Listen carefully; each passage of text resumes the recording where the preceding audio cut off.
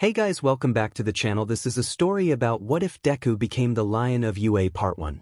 If you guys enjoy this what if and want to see Part 2, comment down below and let me know before I start. Please do support for more awesome content and leave a like, and don't forget to subscribe to my channel and also share this video with your friends and check out the description in my playlist. The author of the story 𝗧𝗵𝗲𝗺𝗺29 from Wattpad. So let's start the video. Well, after reviewing over the results several times, I'm afraid to say you don't have a quirk, kid, and seems you never will. The doctor said sadly. He was trying his hardest not to look into the young boy's eyes or even trying to notice the boy's mother in tears as she clutched her son for dear life. The young boy with green messy hair couldn't process what was going on. His shocked mind failed him to even react to the doctor's words, but slowly and surely the other two occupants in the room knew his whole world was shattered. An unknown forest location 20 miles from the hospital, a black purplish portal opened up in the sky, power crackling as lightning was being struck throughout the area. Suddenly, a large figure came through the portal, falling towards the ground at insane speed. Boom! The land covered in ash as debris went everywhere, burnt trees and steam filled the area of the forest. The figure tried to stand up, but his legs and body would not move from his position as he was embedded into the ground. BLD was spilled everywhere, but with a heavy heart. "I will avenge you, Merlin. Just you wait, I will destroy Lilith." His last battle cry as he passed out from exhaustion. He lost everything important to him and his world was shattered. Years later, it was a typical sunny day. The birds were out and signing while the flowers were nice and blooming. Just an average day until a quirkless teen known as 𝗧𝗵𝗵𝗃 was running like hell from his bullies as fast as his skinny legs could take him. He knew and fully understand why they always picked on him. All he ever wants to do is become a pro hero even without a quirk. Sure, at first they made fun of him for his antics, but then they will soon beat him just because he was just an average lowlife and not cool and powerful like them. The worst part of it was that his old childhood friend Bakugo was the ringleader. Him and young Izuku were once friends, but that all changed when Bakugo found out Izuku didn't have a quirk. Young Bakugo was born with marvelous quirk while Izuku was left quirkless. Bakugo hated how Izuku was weak and flawed as a human. He soon made Izuku his punching bag, while starting to refer to him as Deku, an insult to his name, the one who can't do anything because he's useless. After running for so long, Izuku found himself deep in a forest surrounding. His legs were aching in pain. Hunching over, he tried to steady his heavy breathing, and to no use he kept coughing up mucus. Finally becoming more stable, he started to scan the area around him, and his bullies appeared to have vanished. "I think I lost them," he thought as he slowly walks away through the scattered leaves on the dark forest floor. "Well, Deku, I have to admit you are one fast little he, but the time has come when you need to learn your place," Bakugo called out from a distance in a menacing voice. Him and his other two lackeys started walking toward Izuku as they took their uniform coats off so they wouldn't get BLD on it. Expensive to get it dry clean. They seemed also to be out of breath but were still ready for a beatdown. Izuku, in a panic, tried to run away, but he slipped on some wet leaves. His body froze as he hit the ground, too scared to defend himself. Bakugo slowly walked over to the fallen teen and flipped Izuku around and straddled him. An evil smile graced his lips as he grabbed Deku by the collar of his uniform. Lifting him up face to face, he shoved Izuku's head against the ground and kept repeating this process several times as BLD was flowing from the back of Izuku's head, slowly staining the earth beneath them. "Just be a good useless little and take it," Bakugo said angrily as he ignored the cries from the boy under him. He raised his fists and started pounding the teen's face over and over again, and never letting up. As this was going on, the two lackeys behind him watched in disgust as Bakugo's hands were covered in BLD while Izuku's face was battered badly, not to mention the cries of pain coming from him as Bakugo's laughter was running throughout the forest. Izuku choked up BLD as he begged for the older teen to stop. His words for pleading were useless as Bakugo was charging up his quirk to finish him off. Sparks of orange and red danced around Bakugo's hand. "Yeah, right, like I would ever stop putting you in your place, Deku." Bakugo yelled out a battle cry as he raised his charged right hand, ready to bring it down on the fallen boy's battered face. Shutting his eyes, Izuku waited and waited. But the pain never came. Am I already dead? He slowly opened his bruised eyes and what he saw shocked him. Bakugo was lifted off of him above the ground by a very tall figured. Izuku couldn't make out the stranger appearance. His head was dizzy and felt he was losing consciousness. He turned his head to the side as he saw the other two lackeys running away in fear as the left poor Bakugo behind. Bakugo on the other hand was struggling out of the stranger's grasp as he yelled insults, but to no avail. The tall man punched Bakugo so hard in the stomach he flew far away and surely out of the forest. Team Rocket style. Izuku coughed more blood up as he tried to resist the darkness that was taking over, but as he was lifted off the ground by strong arms, he heard a faint whisper, "Rest now, child, they won't bother you ever again." Izuku listened at those words, a tear slipping from his swollen purple eye, as he finally closed them and slipped away to a better place, a more quiet realm where he can rest and heal. As later, unknown location. What's that smell? Am I in heaven? Wait, why can't I move? Izuku stirred as he was fully awake but couldn't open his eyes or move his body too much. It felt as if he was on someone's bed. Wait, what the hell? He yelled throughout his mind state. So many disturbing thoughts were going through his head, such as if someone kidnapped him to a pervert who may take his version, but finally, after struggling a bit, he managed to raise his right hand up only to be catched by a bigger and very larger one. "Hey kid, I wouldn't do that. Me power is still healing you." Hearing a deep but gentle voice from above him scared the living ht out of Izuku. He kept trying to move and form words but nothing would come out. He tried to force open his eyes to see who said it but couldn't. "Hold on, just give me a second and I will release you." He felt the same large hand on his chest. "Release," the stranger yelled. Izuku felt warmth throughout his body. He never felt a sensation quite like this. He felt as if he was running through a field of flowers but naked with a bunch of girls looking in awe and wonder, but that feeling ceased as he was being poked in the face by sausage fingers. Izuku slowly opened his eyes and came face to face with a very large man with short brown hair, golden mustache and blue eyes like the ocean. Further notching, he wore a long-sleeved that barely contained his tight muscles and brown pants that seemed to fit him oddly too tight. HW surveyed the room and he came to the conclusion that he was in a log house. Old furniture and decorations covered the room until his eyes landed on a huge golden axe laying next to the door. He started to sweat drop as his nervous anxiety starting acting up, slowly muttering to himself as he wrapped the blanket around him. "I'm so dead. Look at that huge axe, he's gonna slice me up." He started to shake back and forth by this point. "My name is Escanor, the lion sin of pride. What is yours?" Escanor flexed his bulging muscles in a dramatic way to make his point across that he was the alpha in the room. Also noticing the young boy's eyes lingering on his axe, not to mention, he was shaking like a scared pig. "This kid is a weird one for sure. I hope Merlin was not wrong about this." "Izuku Midoriya."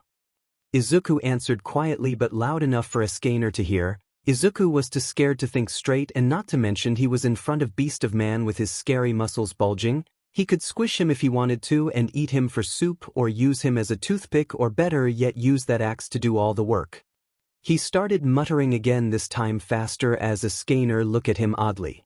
"Why were those kids beating on you?" Escanor said in a serious tone as he pulled a chair next to the bed. Sitting down, he waited patiently for the young boy's response. Izuku was interrupted from his thoughts and started to explain his situation over the bullying and the fact that he was born quirkless. Escanor listened closely until Izuku was done, then he started to speak. "Child, you've been through a tough life. Many people would give up on their dream because a higher force would dominate them and put them into 𝗵𝗃𝗵𝗃𝗧𝗵𝗃. But you still want to be a hero despite all the harsh obstacles that have been thrown at you. That is very noble and prideful of you, young man." Escanor patted Izuku on the head and smiled broadly. Izuku nodded as tears dropped down his face. "My mother always told me a true hero will never give up in the face of danger. Even when I get beat up, I will shrug it off like it never happened and ignore the inner pain and keep a smile for her. Because I know at least I can be her hero." Young Izuku, looking up Escanor, who now stood up and started to speak again. "I believe I can help you with your issue." He sits next down to Izuku on the bed. "What do you mean by that?" Izuku looked at him curiously. The boy was fidgeting with his fingers. "Well, first let me tell you a story. There was once a prince who was born from the kingdom of Edinburgh. When he was a young child, his older brother 𝗏𝗵𝗏 used to pick on him every day due to the envy he had in his heart, until one day the young prince had awakened a power inside him, and he accidentally broke his brother's arm. His parents who heard the news disowned him because of what happened and his strange, unexplained appearance as a muscular child. Soon the kingdom's forces were mobilized to search and kill him.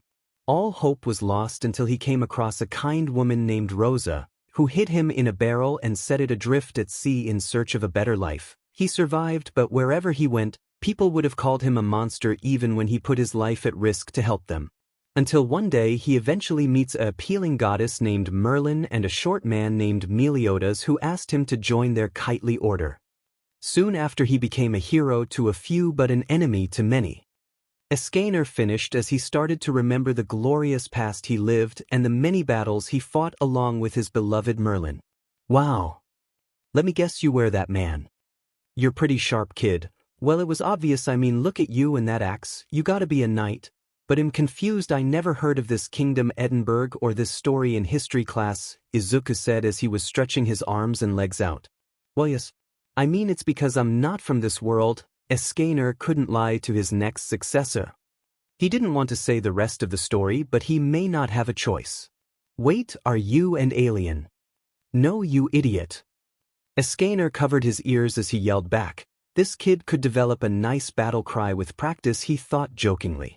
Wait, so how did you end up here in this world? Izuku, now more calm, was wondering at so many situations on how Escanor ended up in this world. Let me tell you how I got here and the rest of the story. Escanor paused and collected his inner strength. He hated remembering how he ended up here. And so with a heavy breath he continued, during our finale battle we defeated the Demon King and saved the kingdoms, but with a grand victory came a heavy consequence. We unleashed a monster more powerful than ever. Her name was Lilith, the Queen of Monsters. Her magic was unreachable as she slowly destroyed and killed my comrades one by one. I was heavily injured in my state and I was no match for her, and in a last effort Merlin and Meliodas used the last of their magic and opened a portal for me to go through. They passed down some of their gifts that fused with mine. I've been stuck here for about 10 years looking for someone to pass my gift to. Escanor finished quietly as he tried to suppress his anger and the tears that would follow. He felt as if he was a failure who couldn't even protect his teammates. He felt he abandoned them. Izuku stood up and awkwardly hugged Escanor's side, given the man was 5 feet taller than the small boy. You are a true hero no matter what you think, Escanor. You gave it your best and never gave up.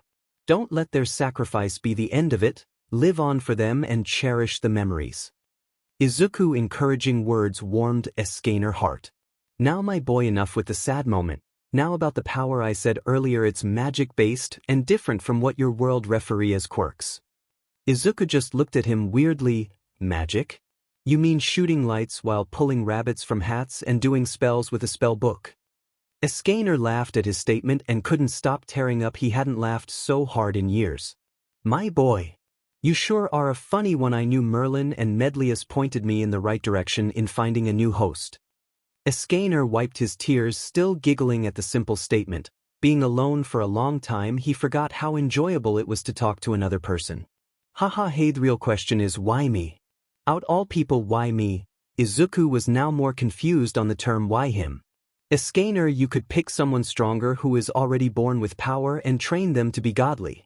Why a short kid like me who gets picked on because he declares he wants to be a hero to the whole world and wants to make a difference, but society looks down on him because he's not spicy?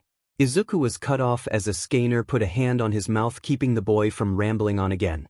Never down-talk yourself, young Izuku. A real hero would stand against all odds and prove those wrong. With a smile on his face and the strength from his comrades gives him power.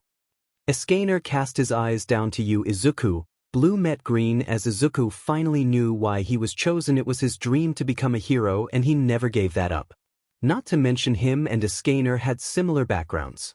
Escanor, you're right, I can do this and I will become the hero people need while fighting with everything I got.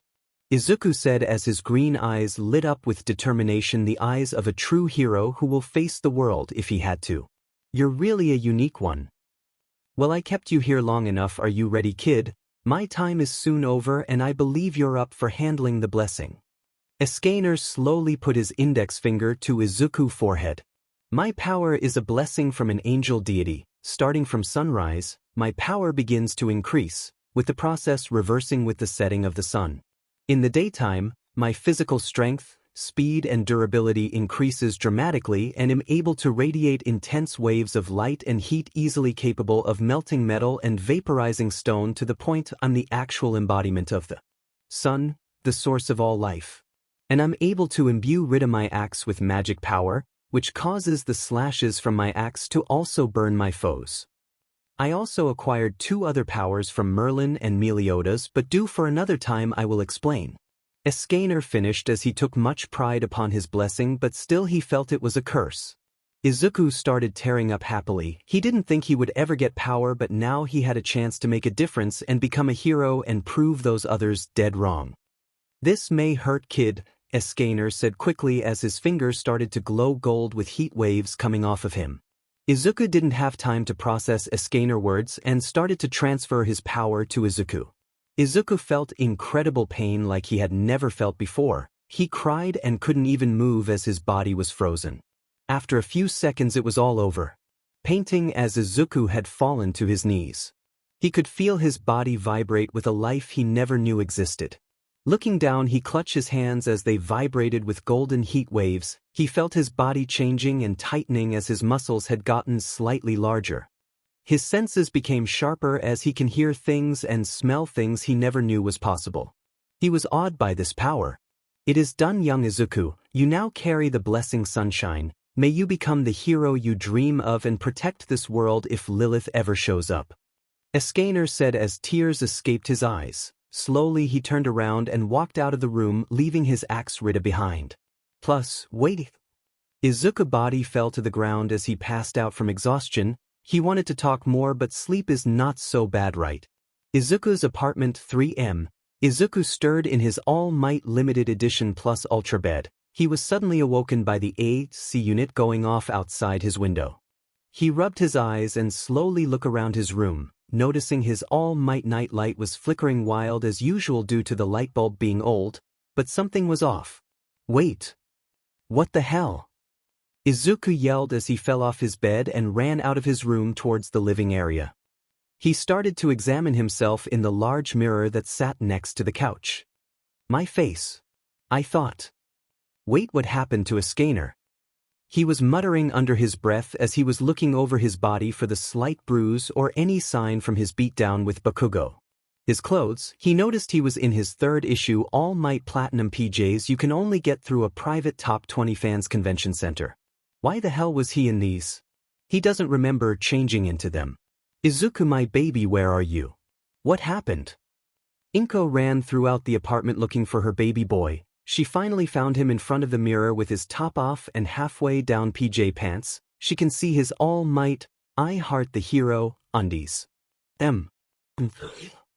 What happened? He was nervously sweating. My baby, come here. Inko went and bear hugged Izuku into a tight grip while unloading a flood of tears all over his bare chest. Mother, I'm not little anymore, remember, you don't have to smother me, Izuku said calmly as he patted and rubbed his mother back softly. You had me worry, I thought you died or something. Did you have another nightmare about the boogeyman? She kept smothering the poor boy until he became dizzy from too much love. After a few minutes, Izuku waited for his mother to calm down. She finally relaxed. Together they walked to his mother's room, telling her everything would be okay and nothing to worry about. Inko at first didn't buy it, but surely she did had to trust in her son after all because she needed to be supportive about his new situation. Hint hint. Good night, mother. Don't let the bed bugs bite, Izuku said as he was about to exit the room. Wait, Izuku, I almost forgot. Tell that gentleman what was his name again. I think, oh yeah, Escanor. Thank him for bringing you home last night. With that, Inko drifted off to sleep as she slept in her limited edition Sailor Moon PJs. Continuing her dream of her and All Might in a jacuzzi. What the hell, Escanor brought me home. But how? He was pacing fast towards his room. Finally entering, he shut the door as quiet as possible, making sure not to make another loud noise to freak his mom out. He made his way to his cluttered desk. He pulled out his notebook and started writing his thoughts down, and the events that led up to meeting Escanor. Escanor, I need more information from you. I need more details, and most of all, where are you? Izuku looked at his window as he gazed at the appealing full moon. He wondered where the Hulk-sized man was and how he brought him home. Miles away at a 24/7 dinner, a lanky but fairly built man was toying with his straw. Here and there he took small sips of his chocolate milk while reading the newspaper, still deciding on if he wanted to play the crosswords or not. Sorry about the wait, hun. We don't get many people around this time, so the cook gets kinda lazy, but rest assured we make the best pancakes and steak around here. I even added extra bacon. The waitress placed a large pancake platter and steak platter in front of him. Thank you very much, and trust me, the wait is worth it at the end, he said quietly in a gentle, warm tone. He looked hungrily at the plates in front of him. His stomach was growling with anticipation. Let me know if you need anything else, sweetheart. She blushed as she walked away towards her station. He began to tear into his dinner/breakfast. He always gets hungry during this time of the day for some weird reason. Finishing up after a few minutes, he stands up and leaves a massive tip for the cute waitress. As he walks down the streets, he makes a stop at the local park. Swinging on the swings, he went higher and higher each second while catching an appealing view of the golden moon. I can't wait until I train you, young Izuku. You will make a great hero. With that, Escanor let go of his grip and flew meters into the air. He was excited for tomorrow. He couldn't contain his joy anymore. Look out, world, a new hero will rise up. The whole neighborhood awoke to the loud ruckus made by the former sin of pride. Next morning, Izuku's apartment. Saturday. Beep. Beep. Beep. Wake your butt up. Beep. Izuku's eyes shot open as he rushed to the alarm clock to unplug it. Stupid alarm clock. I still can't believe Uncle got me this for Christmas. Stretching out his sore muscles and neck, he noticed something else odd. Rushing towards the bathroom in a godly speed, he came face to face with his reflection. Nothing out of the ordinary except his once green eyes are now golden color. What the— oh wait, did I get taller? And my hair, it's darker than usual. Shocked at this new development, his once 5 feet 5 inch height was now an outstanding 5 feet 11 inch. Every inch counts. His eyes were now gold. How was he going to explain this to his mother out of all people? She may think he's going through another phase. Well, this must be a side effect of Escanor's power. A sudden loud knock on the door scared Izuku almost to death. Izuku, sweetheart, breakfast is almost ready. Shower up and come down. I will wait for you, Inko yelled from the other side. Thanks, Mom. I will be down in a bit. Izuku decided to take a shower, but what surprised him was that he now had a chiseled six-pack that looked harder than marble, and his muscles are now toned as hell. He kept touching and weirdly slapping them. Such an odd boy. Yeah.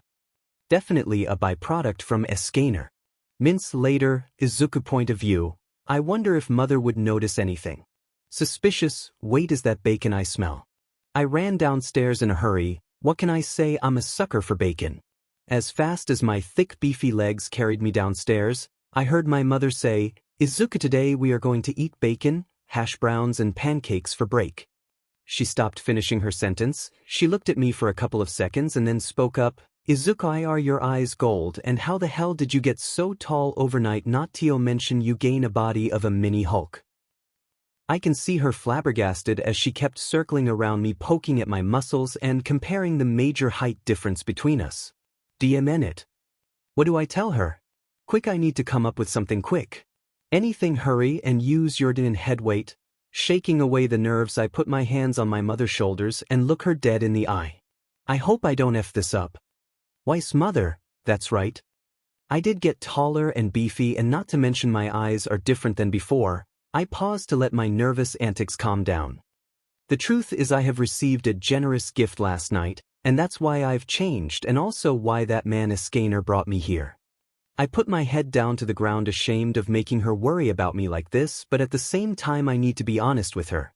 Oh, I already knew about that. The gentleman Escanor explained everything that happened between the two of you last night and the encounter with Bakugo. I could see her face scrunch up with anger, but she relaxed because I can assume it was not worth it. But I didn't know it would be a drastic change to your appearance. You didn't look like this last night when you woke me up. She cupped my face as she tippy-toe against me. She was tearing up with a smile. You already knew, huh? Man, I thought you were gonna freak out and then pass out. Calmly, I said as I hugged her tightly. Well, I did last night. but 𝗧𝗓𝗫 caught me and helped me recover before he left. My mother blushed after she finished. Something happened between them too. I have to find out about this later. Well, are you ready to eat? Because I am. I quickly changed the topic. Man, I was starving. End of point of view. Minutes later, a sudden knock on the front door interrupted the conversation between mother and son as they were talking more on the event of how Izuku met 𝗧𝗓𝗫 and the simple explanation of his power. Both of them looked one at each other until Izuku stood up and slowly walked towards the door. Unlatching the locks, he came face to face with a man that will change his life forever. Hey kid, are you free for today? 𝗧𝗓𝗫 in all his glory said as his muscles started to bulge, causing Inko to madly blush and almost fainted at the sight of a god.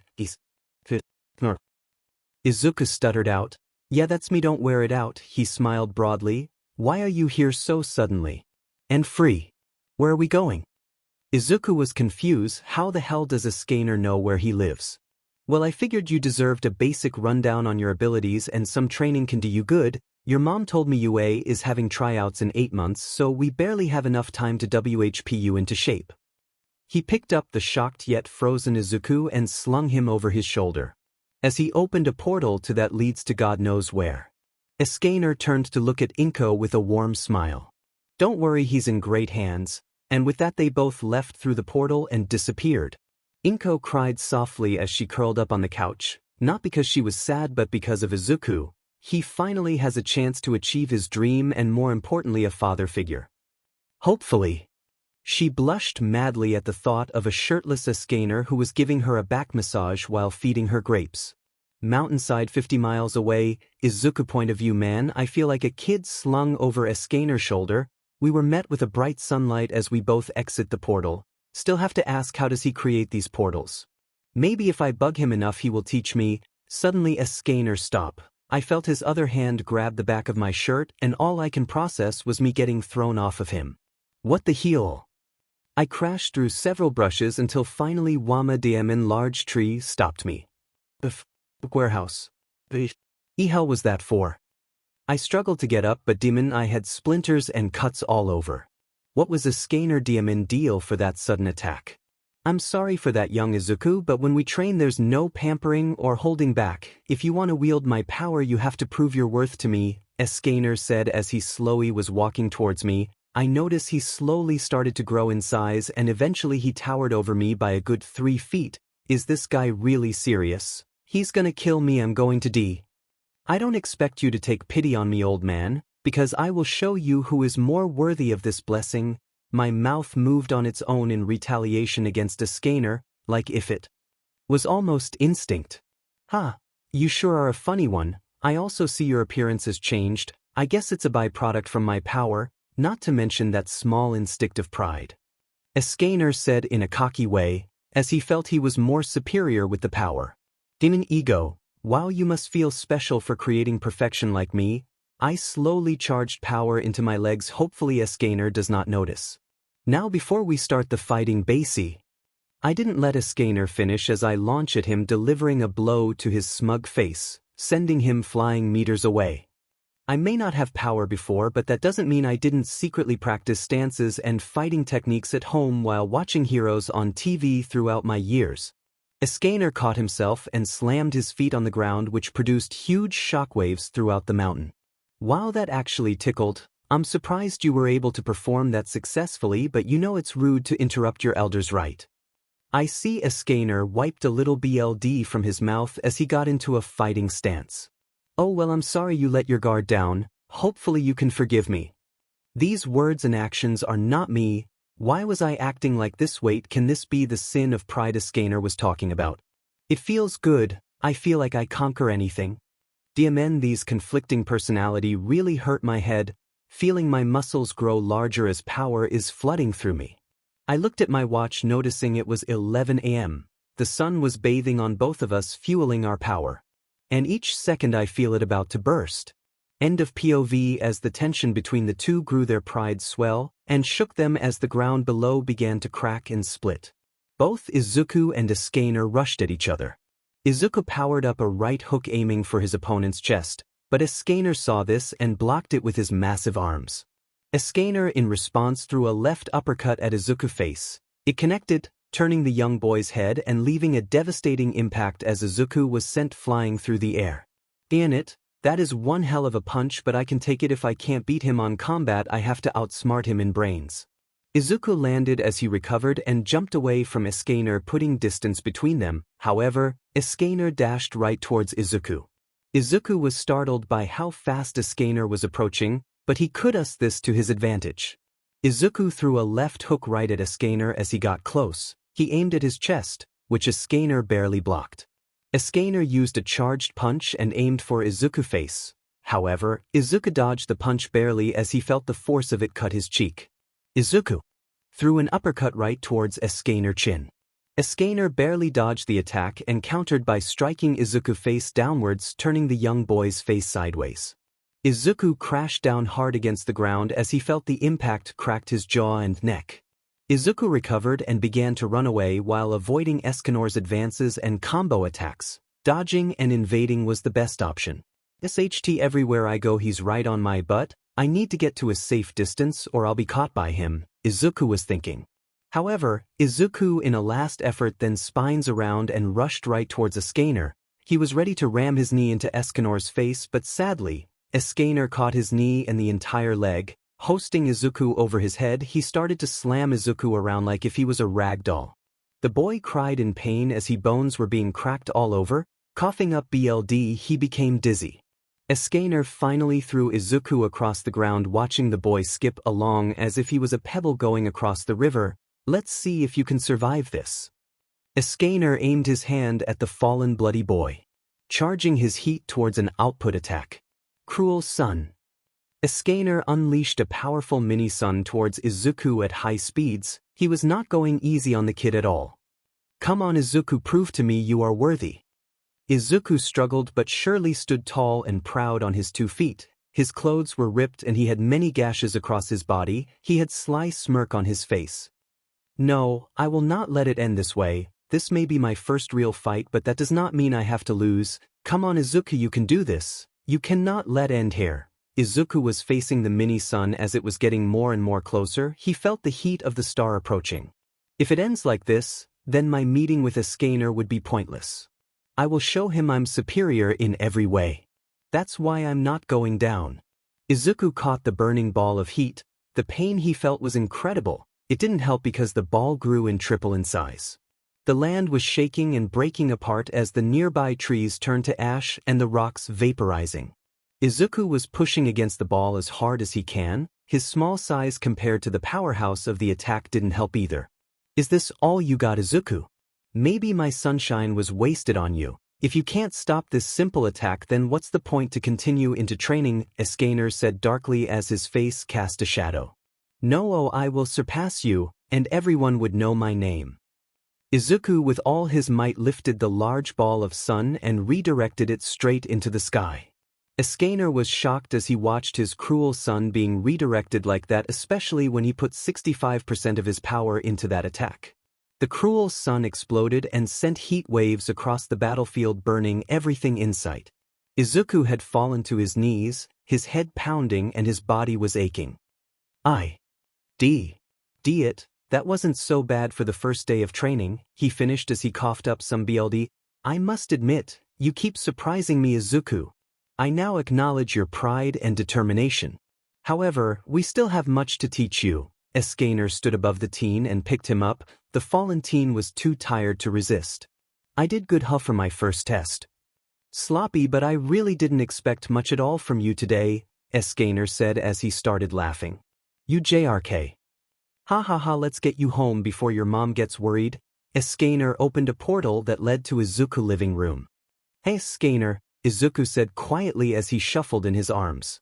Yeah, what's up? Escanor looked down. You think you can teach me those techniques? Of course you nutball. Thank you. Izuku started to tear up. No kid, thank you. Escanor smiled as he carried the teen through the portal, but poor Escanor was about to get the beatdown of his life. Never bring home an injured cub to his mama bear. Location: Mountainside. Izuku point of view: 996. 997 900 URG. Come on. 98-inch Demon doing one-arm push-ups at sunrise was a glorious thing to do. I can feel the sun admire me and my tone muscles as the grew slightly. This is my last set for the day. I've been training hard for these past couple of months, learning new techniques and fighting styles. I can't wait until Escanor gets back. I can finally show him a new move I've been working on. Hey kid, you almost done? Speak of the devil, I see Boots walking past me, assuming it was Escanor since he has big feet. Yeah, just 999. 1000. I pushed myself off the ground into the air while landing a black flip. Seeing Escanor looked amazed at my aerobatics made me grin as I flexed my muscles. You call that a workout? That's child's play. I can probably do triple the sets than you can since you're getting up on your years-old man, I said haughtily as I was massaging my swollen bicep. Dimmin', this sweat is itching my nuts badly. I got a scratch. 𝗕𝗂𝗁𝗧𝗔𝗂𝘁𝗵𝗆, you're too amusing. Anyways, didn't you say you wanted to show me something? Escanor tried to contain his laughter as he walked closer to me. Oh yeah, I almost forgot. I slapped my bicep as punishment for getting carried away, and cockiness of mine really clouds my thinking. Come on, I will show you. We need to get to the edge of the cliff, I said as I ran towards the other side of the rocky terrain until I came across the edge. I can hear Escanor behind me as he walked and stopped on my side. So are you gonna jump off or something? Yeah, and grow wings and fly away. No, just stand and watch. I planted both my feet equal distance apart, slightly kneeled. I concentrated my magic that I stored from the sun into both my hands. The boiling feeling in my heart was getting hotter and hotter by the second. Putting my hands in front of me, I created small sparks of heat and light that dance around the front of both my palms. I squeezed my buttocks and pictured a random villain in front of me as I waited for the right moment. Now. Final impact. I unleashed a powerful beam of heat that traveled across the land at unimaginable speed. It ripped through the trees and land. Eventually, I redirected it into the sky as it vaporized the clouds in the area. I had full control of it as I concentrated more magic into it. I also see Escanor in the corner of my eye looking at awe. Looking towards the beam, I decided to cancel it. Me and Escanor watched the beam of light finally exploded in the atmosphere, which caused a huge shockwave, blowing me and Escanor back a couple feet. Regaining my balance, I looked at the damage I caused. A straight line in front of me, it was all dirt and ash. No life was left and the soil was black and smoking. I looked to the sky above and noticed all the clouds in the area disappeared. I really need to hold back a little more. I started to sweat nervously at my display of power. Young Izuku, that was amazing control and a flawless technique. Escanor grabbed me into a bear hug so sudden, he started smothering me while telling me good job. All his mustache is itchy. 𝗬𝗂𝗁𝗧𝗵𝗆, you tee me down. I struggled breathing as I was trying my best to escape the large man's grip. Oh sorry kid. I get kinda carried away sometimes. Escanor let go of me as I was struggling to breath. Finally I regained my composure after me coughing almost to death. It's alright, did you like it? I call it final impact, and see, as I pointed to the sky above, I have total control of the beam, kinda like a ki blast from that one anime we watched a couple days ago. What was the name of that show again? Dragon Tall or Ball of Dragon? Escanor put a hand on my shoulder and looked at me proudly. I knew he was proud of me because I've improved greatly over these many months spending time together, and not to mention, I see Escanor as the father I never had. Also, he freaking lives with you, and the fact he's also getting touchy with my mother. Izuku, my boy, you've come a long way during these training sessions. Your body has changed drastically and I must admit you are becoming a hero every day. He ruffled my hair as we walked back to the edge of the cliff and sat down, looking out and watching the appealing minus the burnt part scenery. Izuku, the entrance exam is in 5 days. You have come a long way, but it's now time you take the mantle of the lion sin of pride. Come forth, Ritha. The sudden outburst caught me by surprise as I noticed off into the distance a mass object was heading towards us at high speeds. Escanor stuck his right hand out and caught the object like it was nothing. I'm sure you remember seeing my axe, Ritha. Why? Yes, I was awestruck by how appealing it was up close. The golden axe was an appealing sight. Its perfect design was unmatched, and though it is a one-hand axe, the appearance alone would confuse the enemies. Not to mention it looks like it can cut a mountain in half. She was named after a maiden who was loved and praised by the sun. The edge can burn anything or anyone with its mighty slashes of heat. What's really special about it is that you can store magic in it and unleash it all at once or use it when the sun goes down to maintain your powered-up form for a little bit longer. Escanor looked at his axe with a sad smile. I figured he was remembering found memories with the weapon. And now Izuku, I trust you with it. You can't be the sin of pride without 𝗧𝗲𝗏. Escanor handed me the appealing axe. I gripped with my 𝗕𝗵𝗲 right hand. I stood up and started to swing it around. The axe was really heavy, but I can get used to it. I can feel my magic becoming more controlled, but my smaller size compared to Escanor made me look a child swinging a long sword. But that didn't matter, the axe felt right. It felt like it belonged to me. Thank you, Escanor, she will be in good hands. I mean, look at me, I'm the perfect candidate, I said as I slung the axe over my shoulder. But what caught me by surprise was Escanor actually rushed in and hugged me gently this time. I can feel his wet tears on my shoulder and hear small whimpers. I let him be in this awkward position for a couple of minutes. I knew it was hard for him to say goodbye to his treasure. Hey big guy, it's gonna be okay, I will make you proud. I patted the back of his head. Finally he stood up and wiped his tears away. Ready to go home, he said quietly. I can see he's trying his best not to cry again. Yeah, I think mother is making steak and biscuits with gravy tonight. My stomach started to growl in hunger at the thought of them thick biscuits covered with gravy. Your mother is sure talented. She makes the best food ever, Escanor says as he started to open a portal up. Yeah, you got that right. I wonder how she will react to the axe. We both laughed as we walked through the golden portal. 𝗵𝗃𝗄𝗏 Ward Shopping Mall. 3 days before the entrance exam, it was a bright sunny day with a few clouds in the sky. Izuku took advantage of this appealing day to go shopping for new clothes and hopefully materials to help him make his costume. He wasn't sure if it was the new glasses Escanor gave him, help conceal his pride and power, or how his long-sleeved shirt hugged his body tightly, showing his bulging muscles.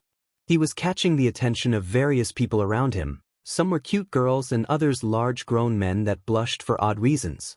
As he walked through the stores of the mall looking around, he got this odd feeling that he was being followed, but he pays no mind to it. This store seems nice. Izuku halted in front of store located far in the back of the mall. He was surprised he noticed it since the location was not that great. But what really caught his eye was the 50% on all items display in the front of the window. Who in their right mind would pass up on offer this great? Also, he took advantage of any shirt, pants, even underwear that fit him nice and tight.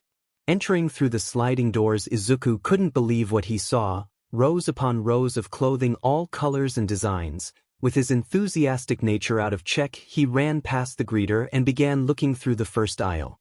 Izuku has a bad habit when it comes to shopping. He tends to take longer than necessary. 1 hour later, Izuku and I really did it this time. I was carrying 2 baskets full of clothes that folded neatly around the store. I was so indecisive when it came to buying, especially clothing.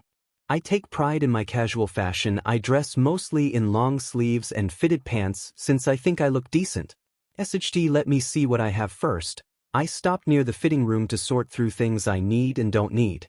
Man, I really like this shirt, but too bad it's 2 sizes bigger than me. And oh, these pants, but sadly I think I won't look good in them after all. Finally, I condense all the remaining clothes into 1 carrying basket. It was a hard decision, but 𝗧𝗏𝗲, I've been here too long. The security guard keeps following me, acting like don't notice him. I can hear him breathing heavy from afar. Heading towards the cashier, I felt my phone vibrate. Pulling it out, it was my mother sending me a picture of Escanor sleeping on the couch as he was covered in drool. I laughed out loud and texted her, I will be home in 20 minutes. Purchasing my things, I saved about $58, which is not bad at all. After all, I did get 4 long sleeves, 5 pants, 2 packs each on socks and undies, and a new hat, spending about $120. Exiting the store, I decided to skip the ice cream shop and just head home. As I was about to walk out the main entrance, until I heard a loud yelp to my right. What I saw made me boiled. I started to walk towards the group of guys surrounding a girl. I could hear what they were saying, which didn't help their case. Hey, cupcake, you looking pretty tasty. How about I get a sample of that? The redhead male said as he was in her face. Yeah, why not come hang out with us? We can show you a good time. The bald one said as he licked his lips. I have declined. I'm not into wannabe thugs. the mysterious girl said as she was putting her index finger to her chin. What was that, you stupid beach? A bigger bald dude pushed the other two away and towered over the girl.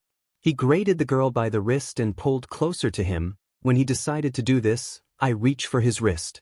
This shocked both of them as I just literally came from nowhere. I would let her go if I were you. I wouldn't want you to cause a big scene, I said harshly as I applied more pressure to my grip. Who the F are you, mind your audacious? Roof. I didn't let him finish as I snapped his wrist. He yanked his arm away and his two other buddies went to check on him. They pulled out knives while one of the guy's hands turned crystal-like. 𝗬𝗲𝗍𝗵𝗆. All three of them charged at us. Quickly I moved the girl behind me. Well, Escanor did say never hold back anything. I ducked under a right jab from the short bald guy and invaded a low kick that was aimed at my legs. Jumping back, I pushed forward and rammed my knee into his face, sending him flying through the water fountain and into a store window. The other two punks stopped. You're gonna pay for this, yelled the broken arm one as he ran to his fallen comrade. They carried him away in a hurry as a crowd started to form around them. I look forward to it. Turning around, I see the girl in shock, probably because I sent the guy flying like a rag doll. She looked at me and then to the scene and back at me.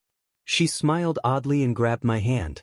We need to get out of here before the security guards show up, she said quickly as she takes my hand.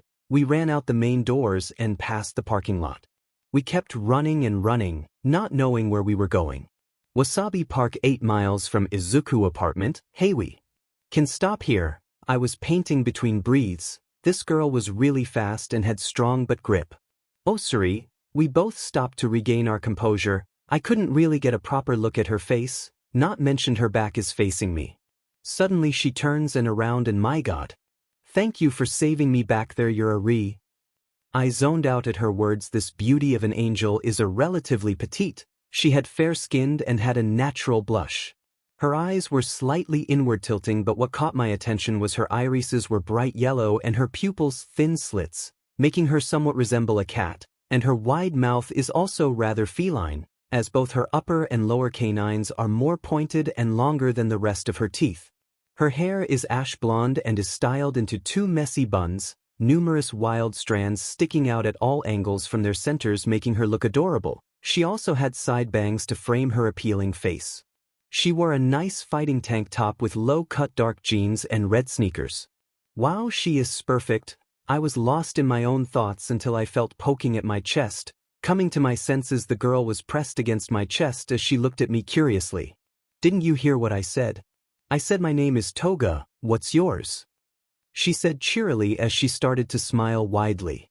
Thank God she didn't wrap her arms around for a hug. I would pass out from a nosebleed. Oh, I am sorry. My name is 𝗧𝗵𝗲, I said casually, trying my best not to look down her shirt. You're not a perv. Hold it together, 𝗧𝗲. Be cool. I started to shift nervously around, doing my best to look in any other direction and not her bouncy large 𝗕𝗫 in front of me. You're such a dork, especially with those glasses, kinda adorable. She pushed me away and sprung around. Turning her head, she gazed at me while blushing. Let me treat you to some ice cream. With that, she grabbed my hand and dragged me away with her. I can feel the sun encouraging me as the day grew brighter. Nomadic ice cream parlor. I really would have been fine with paying for both of us, Toga said as we walked out of the ice cream shop, both with our new obtained ice cream cones. She went with a supreme double strawberry with a cookie waffle cone and me a cookie dough bacon flavor one. No, it's fine. I feel like I should be paying for the trouble you went through, I calmly said with a hint of sternness in my voice. I was still mad at those BSTRDS for messing with Toga. I wonder if she always gets harassed like this on a daily basis. I notice she starts pointing towards a nearby bench. We both walked over and sat down, enjoying our ice cream while making small talk. I guess we both like over-the-top flavors, huh? I began to stuff my face with the ice cream, taking big bites and licks, not noticing I was getting messy. Wow, this is delicious. I turned to see Toga giggling madly. I tilted my head. I was confused. What's so funny? I asked. I probably was looking like a lost puppy. Toga wiped the tears away from her eyes as she kept giggling away. You've got a little, she said, pointing towards my face. Taking the hint, I started rubbing my cheeks. looking for whatever she was referring to. She laughed again, seeing at how visibly confused I probably looked. "Don't worry, silly goose, I'll get it," she said between giggles. Without hesitation, she leaned forward and gently licked the ice cream off my chin and lower part of my lips. She closed her eyes and licked her lips, savoring the sweet treat. "What the hell would it lick me?" I started to panic. I did my best to block a major nosebleed from happening. I can feel my face heat up and I was sweating like a pig. I am so sorry I get carried away with sweet flavors. Bad habits, I guess." Toga apologized, her entire face red. She looked blissful as the sun behind her shine on her. It's okay. You just scared me, that's all." I regained my senses and calmed down a little, trying to hide my growing bnur in the process. Thank God I have my shopping bag in my lap. "You sure are a funny one, maybe next." Toga was interrupted by her phone going off. She quickly stood up and answered the call. Her happy face suddenly went to a dull expression as she muttered quick responses. "I wonder if everything is all right." I began to worry. I stood up, also throwing the rest of my ice cream away while walking towards her. "Hey Izuku, I'm sorry, but I have to go. Hopefully we can meet again sometime, and thank you for everything. I owe you one." I watched Toga run away as she blew me a kiss and waved me goodbye. Her buns were bouncing around magically as she finally was out of my sight. Man, I didn't get her contact info. I stood there awkwardly. Suddenly my phone vibrated in my pants. Looking at it, I see 32 missed calls and 23 messages from my mother. Looking at the time, I was 2 hours late. WBB, get my butt beat. I ran home as fast as I could. How was I going to explain this to my mom? I hope Escanor has my back on this. I hope I can meet you someday again, Toga. I kept trying not to imagine her 𝗵𝗃𝗁𝗵𝗃. End of POV Kamino, Yokohama Villains Bar, Toga POV. Hey guys, I'm back. I kicked open the old wood door and proceeded to jump inside. What can I say, I was still in a somewhat happy mood. "Where the hell were you? You took forever." 𝗕𝗶𝗍 said harshly, but I knew he was worried about me since he is a big brother figure to me. I was held up by these whack jobs, but don't worry, I took care of them with a little help. With this I noticed 𝗕𝗶𝗍's eyes flicker with curiosity. "So who was your knight in shining armor this time? And how long before you kill him?" 𝗕𝗶𝗍 said as he pulled a chair out and sat down. He was observing my every move. "Oh, would you relax? His name was Izuku and he was an unusual kid. For one, he is strong, and not to mention his eyes are dreamy." I remembered those golden eyes. They reminded me of the sun, on how bright and appealing they were. It's like they sparkled with life. "Wow, aren't you a fangirl?" Does not answer my question though. "How long before you get bored and kill him and move on to the next one?" He starts chuckling as he plays with his blue fire and his hands. "I don't know, I forgot to give him my number. Since you called out of nowhere, ruining my playtime." I stomped on the floor angrily while throwing a small tantrum. I hated when people ruin my playtime, especially with cute guys, or luring ugly ones in and slicing them open. "Hey, relax. We have another mission, that is why I called you. Tamura is waiting for you in the back, so you better hurry off," 𝗕𝗶𝗍 said quietly, unfazed by my actions. Mannig, fine." I walked away and towards the back. And I should have gave him my number. Oh well, I will find him somehow. I smiled creepily as I can almost taste his BLD on my lips. I wish that ice cream was his BLD instead. I would enjoy that more. What can I say, I have bad habits. Day of the entrance exam. A campus. I'm glad I made it on time. Izuku stopped to catch his breath. He was running a little late because he slept in. He was lucky enough that Escanor and his mother burst into his room this morning to wake his butt up. So this is where it all starts, huh? Izuku stared at the huge buildings at the front of the campus, and noticed a line forming by the entrance. A lot of kids came out today. He walked towards the line, fixing his glasses, and said hello as he passed other students, but no one acknowledged him. It had been 8 months since Izuku had agreed to become the successor of the 𝗔𝗵𝗏, and during all this time he learned a lot from Escanor and developed many techniques that Escanor never knew. Escanor broke down Izuku to the bare bones, destroying his pride some days and others encouraging it. He also didn't want Izuku to be consumed by arrogance too much. It can be used against him in battle, but even still that's the issue when you bear the sin of pride. But Izuku has more control over his actions and knows when he goes too far, but at times he just can't help it. He trained his body to the maximum limits because as he used sunshine it did have effects on his body, causing burns and vomiting BLD after the sun went down while he will feel immense pain. Since sunshine is an ability meant for an angel, not a human. But what confused Escanor and Izuku the most was that Izuku never grows largely as Escanor did, only his muscles expand and his eyes turn brighter. They couldn't figure it out, but Escanor did notice that Izuku does have better control on manipulating the sun magic to glorious extents than he ever could. In Izuku's normal form after he received the power, he still remained the same size 5 feet 11 inch and body build, but as he uses his power only his muscles grow triple in size and his magic is more concentrated. Now his 15-year-old's physique didn't compare to Escanor overall large skyscraper body, but that was fine because he more of a battle tank. Izuku quietly groaned as he was shuffling around while stretching. His sore muscles were aching from the strain he'd put them under from last night's training with Escanor. Thinking back on it, he lifted one of hands and popped it, which caught the attention of those nearby. Is that you, Deku?" Izuku was startled by the sudden call of his name, torn from his thoughts by the familiar voice. He turned and spotted Bakugo walking towards him.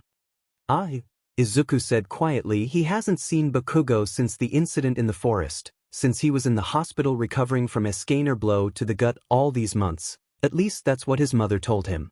Bakugo looked a little shocked in an irritated sort of way. "What in God's name are you doing here? You don't have a quirk, and what the hell, how did you get taller and your demon eyes are different? Are those glasses, you dim nerd?" He pointed at me as he started to fume for whatever reason. A lot of things changed these past months and most for the better. Izuku walked closer and now he was face to face in front of Bakugo. Izuku was a little taller now compared in height between the two. "I have decided to join the hero course and I have awoken a quirk as a late bloomer." "Is that so, Yubi?" Katsuki tilted his head with a sadistic smile. "Well, let me just say this. Congratulations." Izuku was dumbfounded as he fell over. He didn't believe what he heard from Bakugo. Did he really just congratulate him, and what the hell is he smiling now for? "Look man, I just want to say I'm sorry for picking on all these years, and I know I went a little far by beating the 𝗧𝗓𝗔 out of you. Especially the forest incident, I barely remember anything." Bakugo suddenly rushed in as he gave him an awkward hug. The people around them started to whisper amongst themselves, thinking the two were gay for each other. "Hey man, it's all cool, you can let go now," Izuku said as he slowly pushed Bakugo off of him. He still didn't fully understand what was going on. What the hell is going on, thought Izuku. Though Bakugo hated him. What happened to him? "Sorry about that." "Hey, but that still means that I don't like you, Deku." He pointed at Izuku but suddenly regained his composure as he noticed the people around were all blushing and staring oddly. "What the hell are y'all staring at? Y'all want I?" Bakugo sent small sparks in the air which caused everyone around them to scatter like roaches. Maybe he hasn't changed. Izuku watched the onlookers run away with their tails between their legs.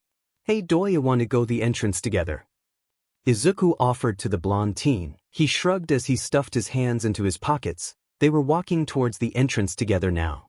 "So Bakugo, you no offense, but I thought you really hated me." Izuku decided to break the ice. "It's complicated you, but I don't know, I guess I've been taking anger classes now, and not to mention I met someone." Bakugo blushed. "She's been helping me a lot these past months." Bakugo's face was red as a tomato. He ducked his head low, ignoring Izuku's small smile on his face. "So you got a girlfriend, huh?" Izuku said knowingly.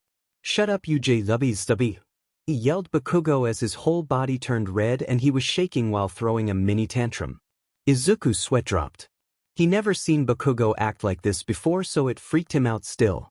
He smiled slightly at random good memories he had with Bakugo when they were just kids before the bullying. Bakugo was abrasive and frankly a total but to pretty much everyone, including Izuku with the beatings and bullying, but now he was a bit more friendly around Izuku, which still freaked him out. Maybe it's because of this girl he's dating. Now I'm curious to see who it is. Izuku was now curious to see who had Bakugo on a leash. "So tell me more about your quirk, Deku. Still doesn't explain your growth spurt, not to mention those stupid glasses you have on," Katsuki demanded, giving him a sideways glare as smoke magically came out of his head. Izuku nodded.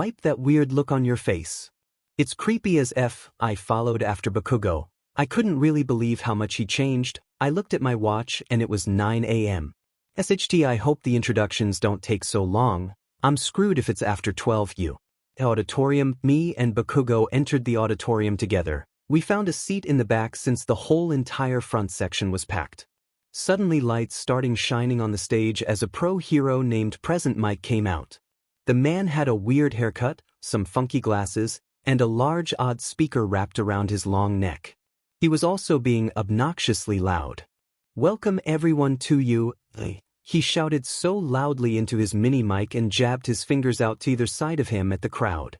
"Everybody put your hands up, hey." He started doing weird disco dances as finished it off with a split. Everyone including me were unamused at his entrance and introduction. "Wow, tough crowd." Mike laughed awkwardly. "I'm gonna give you the rundown on how this exam is gonna go. Are you ready?" He jumped up and did a pose. It became more silent in the room. Though I respected him as a pro hero, he was just so annoyingly loud. Not to mention kinda awkward with large crowds. "I wish he can hurry up with this," Bakugo growled beside me as he started to tap his leg quickly and heavily. "Pay attention everyone," Mike shouted. "We'll be seeing if you got the skills to survive a 10-minute practice run at our replica city district. You can take whatever equipment you want. Just gather at your designated meeting area after my presentation. Also, y'all have cards underneath your seats for different districts. Does everyone understand?" He finished off with a moonwalk on the stage. Man, this guy was sure wild. I see Bakugo looking over his card he had for his test. I pulled mine out and noticed ours were different districts. "I see we have different districts." "Yeah," I muttered quietly. "I would love to show you what I can do." "Yeah, right." Bakugo dismissed my comment. "If you got stuck with me, I would steal all the points from you and you will be forced to leave." A spark ignited in his eyes, and in reality I know Bakugo and he meant to say good luck prick, at least I think. But at the same time it's the objective of the game to gather as much points as possible. Mike started talking again. There'll be loads of robot villains spread all over the districts, and each one will be rated as a 1, 2, or 3-pointer. Your job is to use your quirk to take out as many of them as you can and rack up a high score. Also, you can't attack other competitors directly, you will be disqualified. Good luck out there. I glanced to the others in the room, noticing they looked pumped up as some could barely sit still. I was also ready for some action. I couldn't wait to test my abilities. With that, everyone started to exit the auditorium and made their way to their starting point. I hope you don't embarrass yourself out there, Bakugo said as he started to walk away. He pushed others out of his way. Good luck, Bakugo, I whispered to myself as I made my way out. Looking at my watch, it's 10:30 a.m. District 9 Entrance B. Holy, this place is huge. I gaped at the massive duplicate city that laid out before us. All the buildings look real and stores where spot-on, SHT a population can live here. I figured you. Was one of the best hero core schools around the world, but this was something else. It was also notorious for going to extremes to train heroes, but this was more than I ever expected. I glanced around at some of the other students near me, noticing some of them had an odd and weird equipment on them. I guess it was use for their individual quirks. Man, people are really going all out, huh? I looked around the area until my eyes suddenly found a familiar figure. It was the girl who had kept me from falling. Maybe I should say thank you for helping me out. Right? I muttered to myself to ease my nerves as I adjusted my glasses, slowly making my way over there. Hey you, stop right there. A voice came from behind me. That young lady is trying to concentrate. Don't go over there and interrupt her thoughts. I turned around to see a glasses-wearing teen who walked over and placed a firm hand on my shoulder. There was a warning look in his eyes. Who are you? I never seen you before. Are you here to sabotage us during the exam? He was about the same height as me as our eyes locked onto each other. 𝗵𝗃𝗫𝗀𝗀. I already didn't like this guy. I grabbed his hand and twisted it off of me. No, but next you put your hand on me like that I burn it off. He looked shocked as he walked off angrily. I hear several kids started laughing as they watched, commenting on how he tried to act tough but backfired and how he walked away. I can hear them making comments about how mysterious I was. Man, people sure are weird. Start. Everyone stopped and turned towards Present Mike, who was standing on an observation tower. We all looked confused, but the pro hero laughed and yelled again. What are you waiting for? There ain't a countdown in a real battle, you dumb 𝗧. Get those chicken legs moving. What? I blinked, then realized that everyone else was already running into the district. Oh, I ran after them, desperate to catch up with the rest of the group. Hold on, Izuku, you got this. Take your time. I slowed down, looked at my watch and at the sun. It grew brighter and I felt my magic started to grow. Escanor told me that if I wear my glasses during the daytime, my magic stockpiles and grows more than when I'm in powered-up form, so I can unleash a devastating attack. Boom! A building suddenly exploded next to me, making me duck for cover. A red-head teen jumped out of the building as he came in front of a one-pointer robot. Target locked on. Kill. The robot lunged at the teen, but the teen ducked under the robot's swing and grabbed the bot by its thin wire neck. Then I see his whole arm harden instantly. He crushed its neck, destroying the circuits. 5 minutes and 6 seconds left.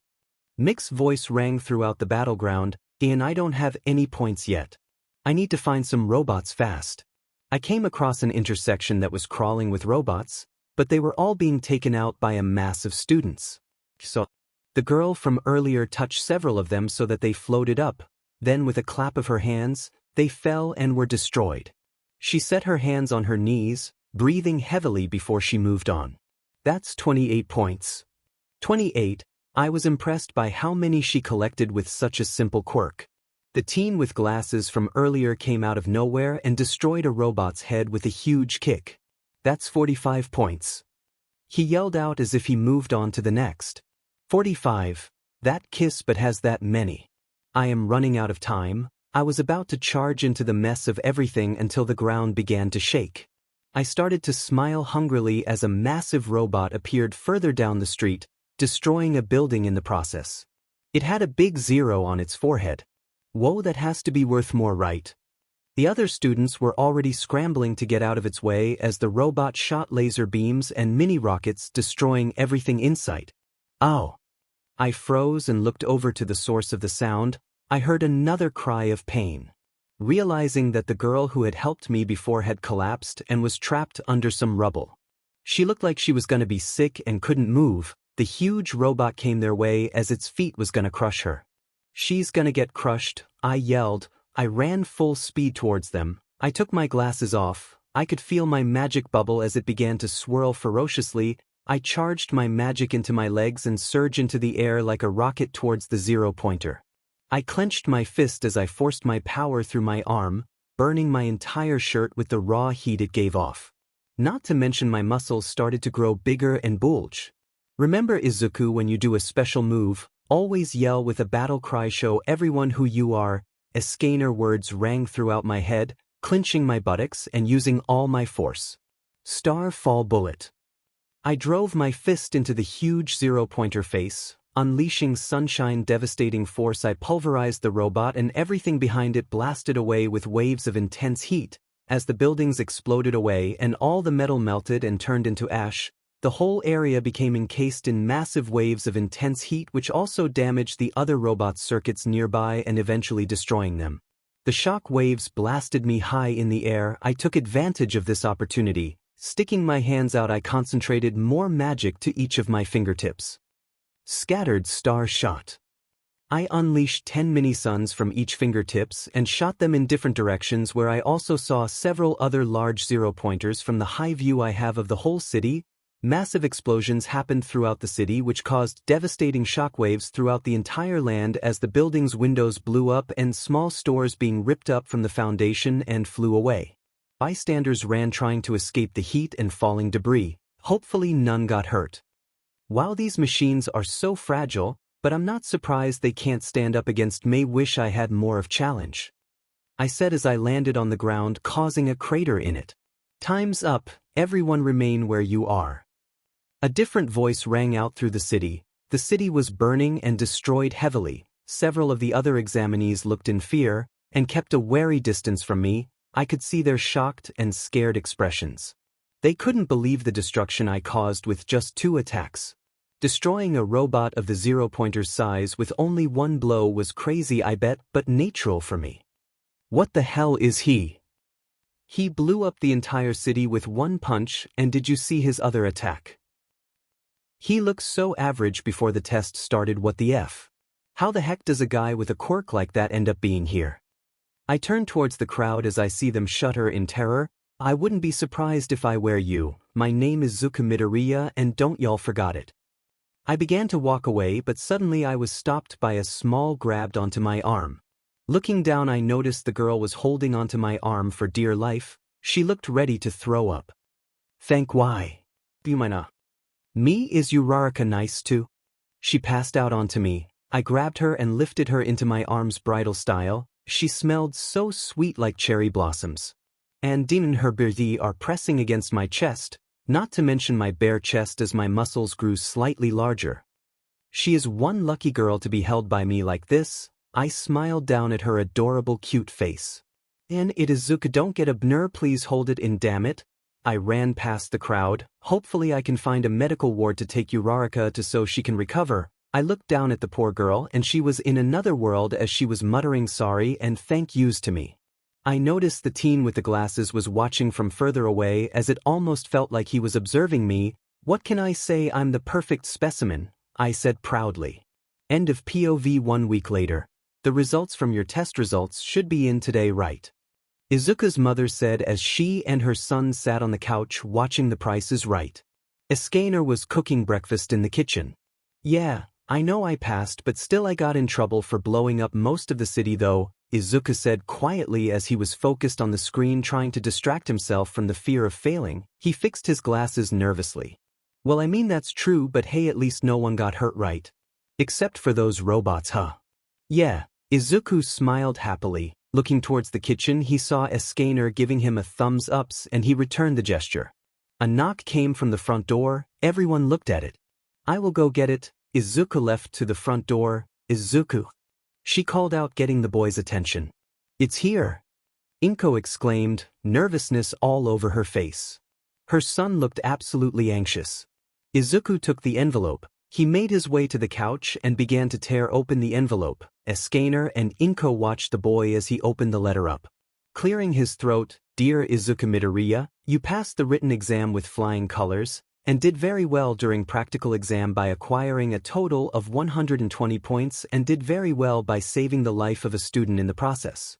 But you also destroyed most of the city, so after a long decision of whether to keep you or not we came to the final conclusion. You have passed the entrance exam. And welcome to your Hero Academia, the next step of your life as hero." Izuku finished as he started to tear up. He couldn't believe how far he came and how much it means to him. 𝗕𝗁𝗁 and Escanor ran and hugged Izuku. They all cried as they cheered him on.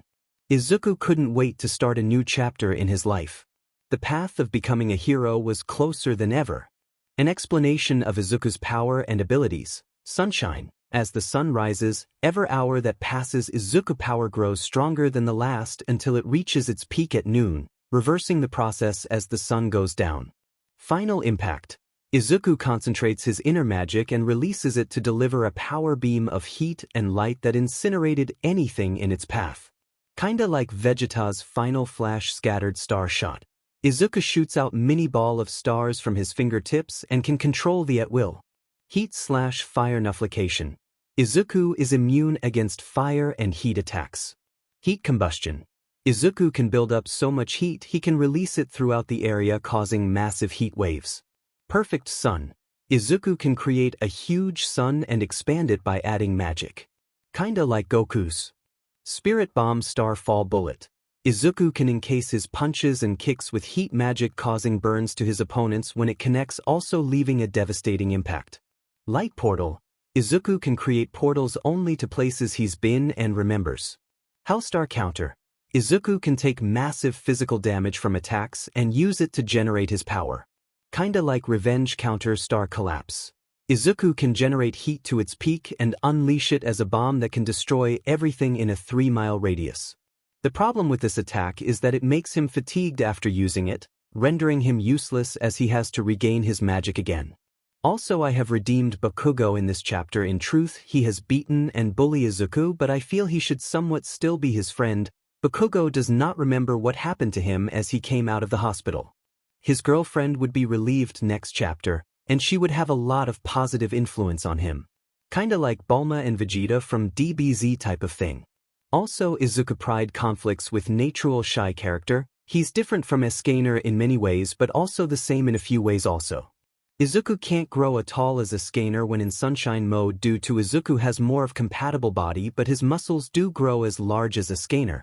Izuku has more control on the use of the sun magic, but he sustains more damage when nightfall hits since he takes more of a toll on his human body. Also, main pairings are gonna be 𝗬𝗚𝗏𝗃 and TogaxIzuku, and all three of them have to get along together. A staff room, the various staff of you. We're looking over the final scores formed the examinees who had passed the exam. The scores were all displayed on a huge monitor screen, giving them a full view of their profiles in order to assess the top students. Did you see how he vaporized the robot with one punch? One of the teachers in the back said, "That kid Izuku is powerful." He may be powerful, but don't forget he destroyed most of the city also. Power like that left unchecked is dangerous to everyone, another teacher argued as she stood up. Hey, now let's settle down. Let's talk about Bakugo Katsuki. He ranked second with 102 points. His powerful quirk let him pick up the pace as the exam went on. He picked off the 1 and 2 pointers early on, then while the other examinees were running from the 0-pointer, he went wild and stacked up a huge amount of points. A large teacher said as he was snacking on chips, looking over the profile of Bakugo again. Compared to, a younger member of the staff pointed at the score profile for Izuku. That kid placed first in overall villain points and the only one with rescue points.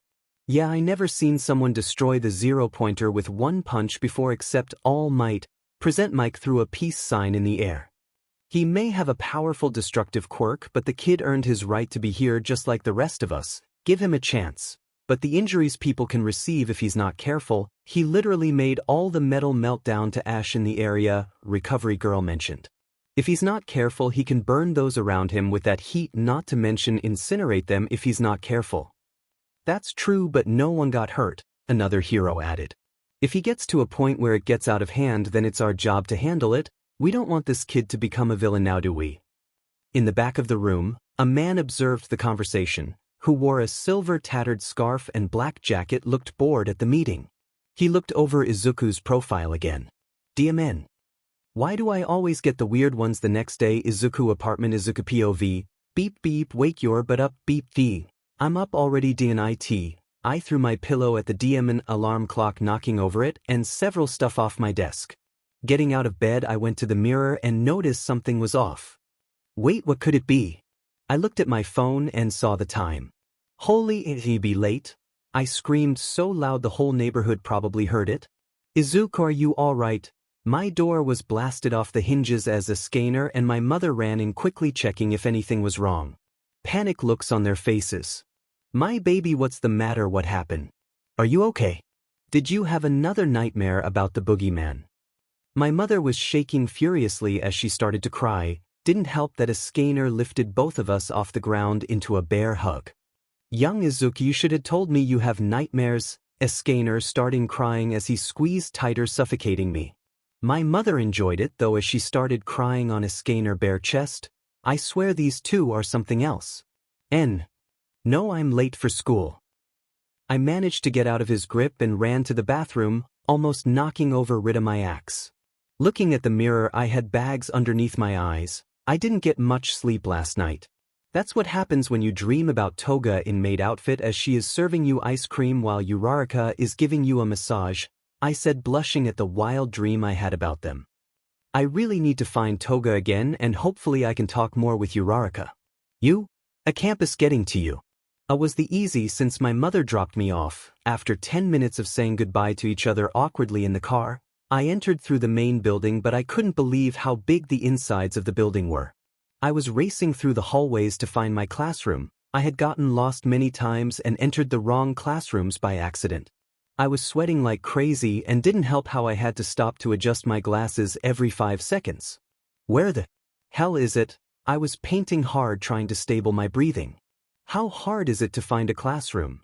Finally, what seemed like forever, I finally found class 1. I reached for the door handle, remembering only the best of the best have class 1, and these guys are the best of the best to become heroes. Please, I got this. I opened the door widely. Walking in, I was met with a full class of kids who were talking amongst themselves. No one noticed me. I saw Bakugo sitting in a chair with his feet propped up on another desk. He had a smirk on his face as he was arguing with someone that looks familiar, teen wearing glasses. It's Mr. Kiss, but I groaned quietly. Remove your dirty feet from the desk this instant, you thug. I see the glasses, teen ordered at Bakugo. That's very disrespectful to your classmates and me. He turned red in frustration. Bakugo sneered at him. Are you actually telling me what to do? Where the hell do you come from? A demon rock you JRK face. The teen backed up and pointed a thumb at his chest. My name is 𝗕𝗏𝗍𝗍. I come from 𝗬𝗵𝗲 private school, and I'm here to become a pro hero. 𝗬𝗵𝗲. Bakugo replied disdainfully. You're a DMN rich snob. Just another reason to blow your butt up. He started making sparks again around his hands. Blow me up. Are you sure you want to be a hero?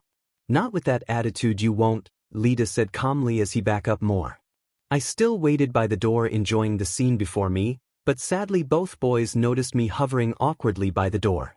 𝗧𝗓𝗧 came my way, much to my discomfort. Pleasure to meet you again. My name is Dash. I already heard your name. I cut him off quickly. My name is 𝗧𝗵𝗵𝗏, and don't forget it, I said with a little sternness behind my words. Izuku, I must apologize for accusing you for sabotage, 𝗧𝗓𝗧 declared. I completely didn't think before speaking. I hate to admit it, but you surpassed me during the test more than I can ever imagine. No hard feelings. Just don't ever put your hand like that on me again unless we are battling each other. I walked past him and came up by Bakugo's desk. I see you passed. Why am I not surprised? Bakugo huffed. The real surprise is you standing here in this room. Magically you develop a quirk, your whole attitude changed, and lastly I'm surprised you still talk to me honestly. Deku, I see him look at his desk in annoyance. Honestly, I don't know either. You may have beaten me up almost to death, but I don't know, I just will always see you as my friend. I said quietly. Why was I still talking to him? He apologized and I knew he felt sorry, but why? Maybe it's because we have a lot in common. And we can never get rid of each other. We were both prideful in our own ways.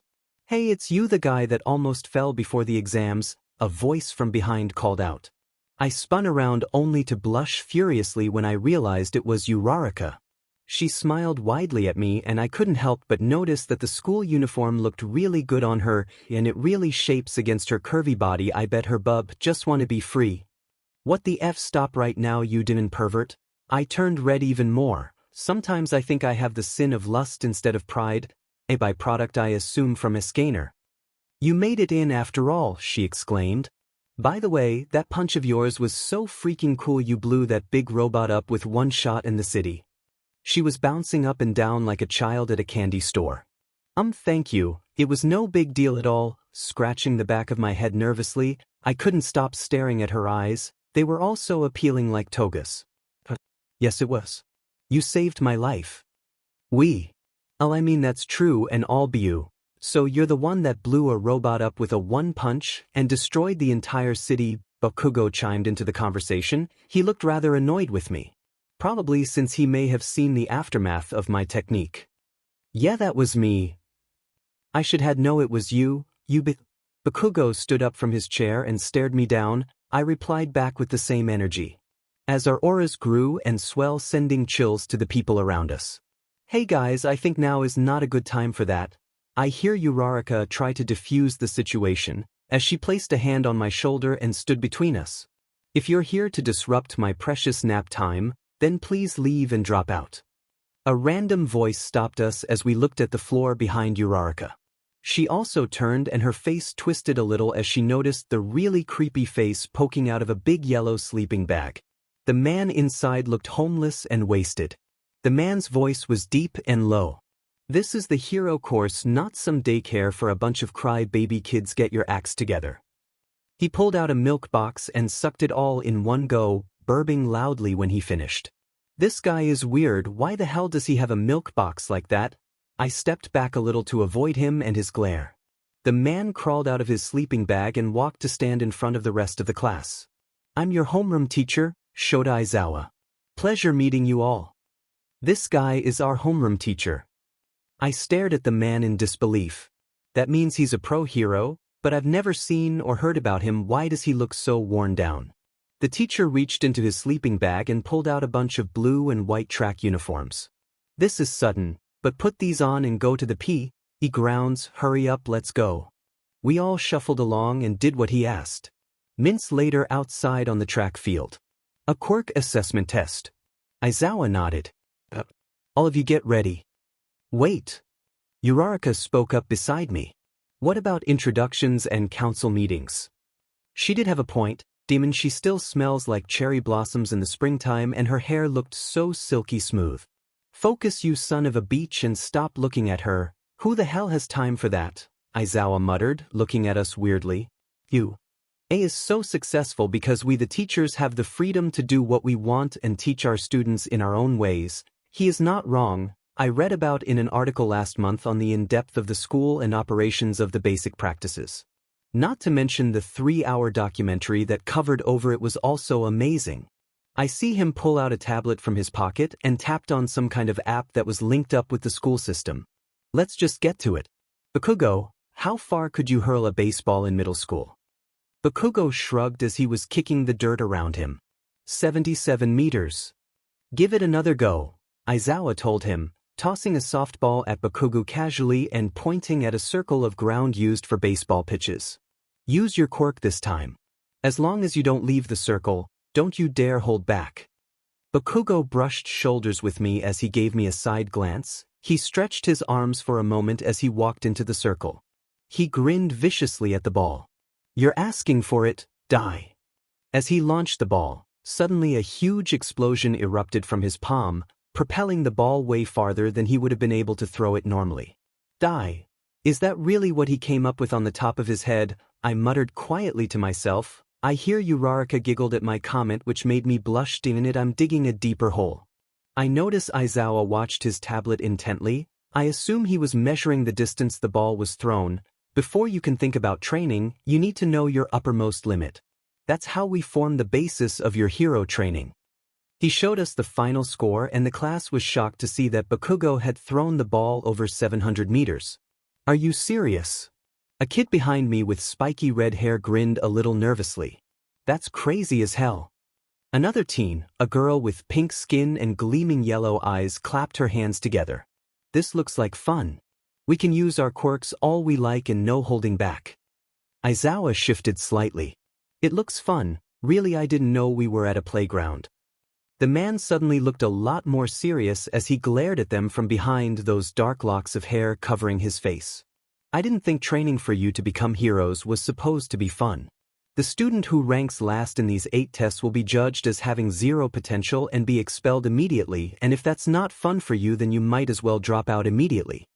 Wow, this guy is sure tough, but he does have a point. Slackers in here need to be at their top game.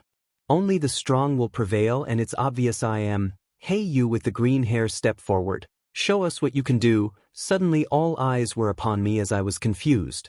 Do you know you have green hair? Or am I colorblind? Get your butt up here. Izawa was pointing straight at me. He had a cold look on his face that said it all. I could hear the whispers among the people around me. Some were saying I was a monster during the exam and others saying I was pretty cute. I think it was 2 males. Good luck, Izuku. I know you can do it. Uraraka gave me a pat on the back which almost knocked me over. She was stronger than she looked. I walked towards the plate. I brushed shoulders with Bakugo as he was walking back. I gave him a side glance as I smiled. Oddly, he smiled back. Still can't get used the new him. I need to find out who he is. I gripped the ball tightly in my hand. I'm going to send this thing flying. He did say not to hold back, right? I saw your footage during the entrance exam. I never seen a quirk like yours before. Too bad you destroyed the city in the process. What if they were people trapped in those buildings that got destroyed, or stragglers? You would have killed them without even thinking about it. Would you? Izawa said as he started to undo his scarf slowly. In truth, I did blew up the city in the process. I took my glasses off, but I have total control over my power. After all, I'm fit to be a hero. My muscles started to grow in size. The ground below cracked. I generated heat waves throughout the field which made the people behind me sweat dramatically as they complain about it being too hot. Our eyes locked on each other as if he was concentrating on doing something. His scarf started to float around him. After a few seconds he looked frustrated but returned to his normal self. I notice his goggles around his neck. So you're the pro hero Eraserhead. Your quirk allows you erase anyone's quirk as long as you remain a line of sight with them, am I correct? Well, someone does their homework. Anyways, continue on before you bore me to death. He yawned, as he still kept he gazed on me. I knew I must have pissed him off since my power is still activated. Well, because it's not really a quirk to begin with, but he does not need to know that. Well, I will tell you one thing, you can't erase the sun. I brought my arm back and launched the ball as hard as I could. The throw sent gusts of winds and heat everywhere as everyone was blown back. The ball kept climbing higher and higher as it pierced through several clouds, eventually catching on fire. Then it disappeared from sight. I looked around as the dust was clearing up around me. The whole class was on top of each other as they massaged their swollen bump heads and sprained arms. I looked over to Izawa. His eyes widened in shock as he was looking at my hand. It was covered in golden aura that sparked with life. Suddenly his tablet finally beeped. The ball is in orbit now, past 1 our satellite show. Is that possible? He started to sweat a little on the spot. Well, that's simple. Never ask me to never hold back. You might regret that outcome, I said proudly as the sun grew brighter behind me. Everyone was looking at me in awe except a few students, including Bakugo, who looked pissed. Makes sense, he would envious of my talent. Mr. Izawa? The man blinked and looked up to meet my eyes again. I clenched my hand into a fist, despite it growing bigger. I'm going to be the next big hero out there. Don't fail me as a teacher or you may regret it. Izawa grinned awkwardly. I won't let you down, kid. End of POV. Behind the trees, Toshinori, also known as All Might, assumed his muscle form and gone out to watch the 1A quirk assessment for himself. He was generally curious of the new students and especially the green hair boy named Izuku, who leveled the exam battlefield. 𝗧𝗂𝗧𝗏 is really giving them a rough time, Toshi said as he could see that Izuku was up next. At the same time Toshi felt intense heat waves coming off from Izuku, he noticed some of the grass in the area burned to a crisp as various metal bars and statues started to melt away. Izuku threw the ball so hard it soared through the sky and out of sight. "Whoa, I think I found my successor," Toshi said in awe as he was met with the shock after force, barely moving him a centimeter. "I will make you a great hero, Izuku, just you wait," he declared as he took a picture of the boy. "Villain's bar? Hey Toga, come check this out. Is this the guy you were talking about?" Twice said as he was looking at his laptop.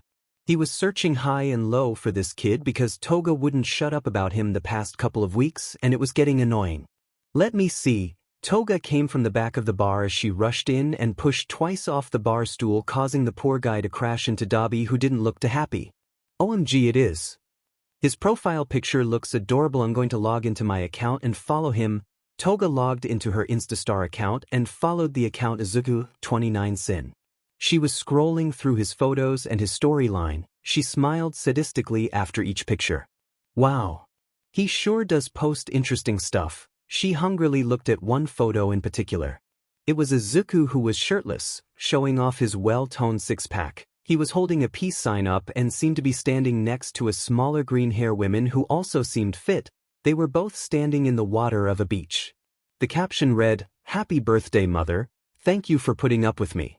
Shortcake red heart. "Well, I finally found Izuku. I can't wait until I taste your bill." Toga was giggling madly as she pulled a blade out and slowly started to lick the edge, resulting in cutting her tongue. She continued to like his pictures and she started to send him messages. "You, a campus, what the hell, who keeps messaging me?" Izuku was eating lunch with 𝗕𝗶𝗯𝗹𝗶cie and Bakugo. He pulled out his phone and looked at his notifications. He had 13 messages from Instastar from a username 𝗕𝗏𝗏𝗏𝗃15. "Is everything all right, Izuku?" Uraraka said as she peered over to look at his face. Earthant is okay." Izuku was sweating fiercely because of how close Uraraka was in his personal space. "Did your girlfriend message you, Jack?" But Bakugo butted in, trying to make the situation more awkward. Uraraka looked saddened by this comment. "No, I don't have one, you Girl Scout. Speaking of which, do you ever talk with yours?" Izuku saw how Bakugo flinch in annoyance.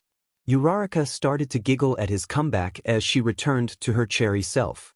Meanwhile, Lita was observing the interaction between these two. "For your information, for brains, I told her to meet us here, so you better act properly, Deku." Bakugo suddenly looked over Izuku's shoulder and stood up. "Hey babe, over here." He waved as he had a small smile on his face. Izuku and Uraraka turned around while Lita looked up and they were all shocked. A girl who was fairly tall with a rather mature physique. She has long black hair that was tied into a spiky ponytail with a single bang hanging on the right side of her face, and her eyes were onyx that points slightly inwards, which seems to resemble a cat. She smiled as she walked around the table to plant a kiss on Bakugo's lips. They broke off and laughed a bit while smiling fondly at each other. "So this is the guy you torture, huh?" She pointed straight at Izuku, who was still confused on how this girl would date and but like him. Yes, my name is Izuku." "Nice to meet." Izuku stuck his hand out for a shake and the gesture was returned firmly. Yes, a pleasure to meet you as well. My name is Momo Yaoyorozu. I'm terribly sorry I was not in class this morning. I had issues to deal with, but I'm going to be in your class from now on." She graped the back of Bakugo's head and tilted slightly downwards.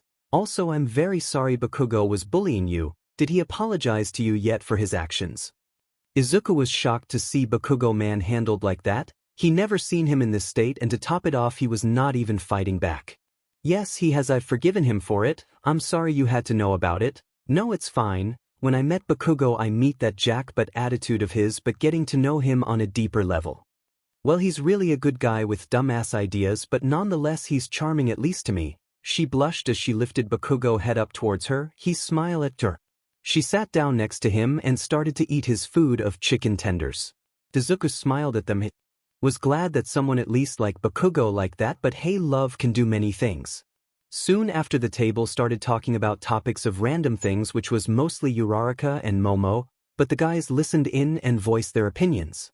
Now let's see who this Kit Kat is. Izuku tapped on his notification and was met with an RDC picture of Toga wearing yellow bikini as she smiled seductively in the camera. The caption read, "I like going swimming at the beach, we should go sometime. P.S. I found you red hard." Izuku fell back as he passed out from a major nosebleed. Everyone at the table was freaked out on what just happened. Trying to wake him up, it was no use. 𝗕𝗵𝗶 powerful even for the sin of pride. A campus second day. After an embarrassing day yesterday, Izuku was sent home early. It was tough to explain why he had BLD all over his school uniform, but his mom bought the idea. Izuku told her, thinking it was actually a ketchup bottle that exploded on him. Poor Inko. Izuku stayed up most of the night texting back and forth with Toga, talking about their hobbies and their favorite things to do and eat. Didn't help that Toga would send him RDC pictures with the caption of her responses on it. Izuku tried his best to keep his mighty sword down, but sadly a teen boy is a teen boy now. As he sits in the back of the class next to Uraraka on the far side, he tries his best to stay awake since he didn't get much sleep last night. Poor boy. Now I forgot to let y'all introduce yourselves to your classmates yesterday, but oh well, we can do it today. Aizawa told the whole class. He still looked tired and wasted as hell. Since you'll be stuck with each other for the next 3 years, you need to get to know each other. The easy way to build trust is to do it early as possible. You'll come up here one after another and state your name, what your quirk is, and something else about yourself. I don't care what it is, and it better not be weird or else. Sir. Ida shot his hand up. How should we proceed with the order of students? I don't care. Aizawa deadpanned as he looked annoyed. I'm going to sleep. Handle it yourself, don't be weird about it either. The lazy pro hero took a nap. Lida more or less organized the class introductions himself. They ended up going from the front row to the back row. First up was a girl. She was completely see-through and all you see was a floating uniform. This is kinda embarrassing with everyone looking at me, but whatever. Hi, I'm 𝗬𝗓𝗪𝗧𝗏. My quirk is called transparency, and it's kinda obvious what it does. Something else about me, I like stuffed animals and other cute stuff. I'm 𝗕𝗫𝗪𝗧𝗏 𝗔𝗪𝗪, said the next student, a blonde guy with a huge tail coming from his butt. My quirk is just my tail, it's more or less a third arm, but it helps me maintain my balance and really packs a punch. Something about me, I practice martial arts and wrestling. Next up was another blonde guy but with black, lightning-shaped highlights in his hair. He grinned confidently. Hey, I'm 𝗕𝗂𝘁𝗵𝗄. My quirk is electrification. I can let loose a bunch of awesome electricity from my body and shock people by touching them. I kinda short-circuit if I go over my wattage limit. It kinda sucks though. I'm 𝗕𝗫𝗪𝗁, declared the next boy. He had spiky red hair atop his head. He flexed one of his arms and the skin on his hand became much tougher looking. My quirk is called hardening. My skin just hardens, but I can punch through solid concrete and make pretty sized dents in steel. I'm a huge fan of MMA. I guess I'm next. The next person was a girl with long teal hair tied in a huge blue bow. She had very large eyes, hands, and a rather wide mouth. I'm 𝗬𝗓𝗪𝗧𝗏. My quirk is called frog form. I can do a lot of frog-like things. Like jump really far, climb walls, swim fast. My tongue can extend for several meters. Maybe because of my quirk, I'm pretty sensitive to cold. I get sleepy. Something about me is that I love eating sweat things and I love to cook. She croaked away back to her seat. The next guy was a teen with rounded elbows. Well, I'm 𝗵𝗃𝗪𝗏. My quirk is tape. I can shoot this material that's kind of like tape from my elbows. It's a lot stronger than regular tape, though. It can support my body weight pretty easily. And well, I like reading books. He grinned. Next was a huge guy with a mask over his mouth and 6 arms. I'm 𝗲𝗄𝗁𝗍𝗔. My quirk is dupli arms. I can create replicas of my body parts like my mouth, ears, and eyes. I've never had desires except I want to open up my own smoothie bar. Everyone looked confused on his longing. The next guy was extremely sparkling. I am Yuga Aoyama, another dim and blonde teen announced with a dramatic pose as glitter went everywhere. My quirk is the fabulous navel laser. I can shoot a laser from my belly button. But if I shoot it for more than a second, I get a tummy ache. Another fabulous fact about me is that I speak French and I'm very attractive with the appealing people. Bakugo was up next, scowling as he walked past the crowded desks. The name's Katsuki Bakugo. My quirk is explosion. All you need to know is that I can blow up anyone's is here. I'm gonna be the #1 hero, so stay out of my way you extras. As Bakugo returned to his seat, he noticed Momo was glaring at him. He apologized quickly and looked to his desk. Wow, she really does have him whipped, huh? Interesting still, Izuku saw the quick interaction between the two. He smiled and continued his focus on the introductions. My name is Kyokujiro. My quirk is called earphone jack. I can insert them into objects and send the sound of my heartbeat through them. I can also hear pretty well, even through really thick concrete walls. Oh, these bad boys also stretch. She showed them by letting one of the jacks extend until it was several feet long before she retracted it. I can play music with a few different instruments and I love rock and roll. My turn finally! Exclaimed the pink-skinned girl, who bounced to the front of the class. I'm Mina Ishido and my quirk is acid. It lets me secrete corrosive acid from my skin, which is why I got this hot purple-pink tone to me. I can control its solubility and viscosity, but I like using it to surf on whatever I want. If I use it for too long, I start losing my own resistance to it, damaging my skin in the process. I like to break dance and partying. My name is Momo Yaoyorozu. My quirk is called creation. I can produce objects from any exposed part of my body. I can create virtually anything, except for living things, of course. All I need is to understand the object's atomic configuration and a little time. I enjoy reading and drinking tea in my spare time, and also my boyfriend Bakugo is really handy around the house. She smiled widely. Izuku noticed Bakugo was blushing madly as he was trying to regain his composure. Everyone was dead silent thinking, how doesn't but like him get her appealing girl like her? That's right, so you pervs you better stay away from her, you got that? Bakugo declares as he let his explosions out, causing most people to cower in fear and others in annoyance. The next student was a teenage boy with white and red hair divided evenly down the middle. On the left side of his face, covering his eye, was a burn scar. In addition, his eyes were different colors. The left was icy blue and the right was gray. He spoke quietly. I'm Shoto Todoroki. My quirk is half hot, half cold.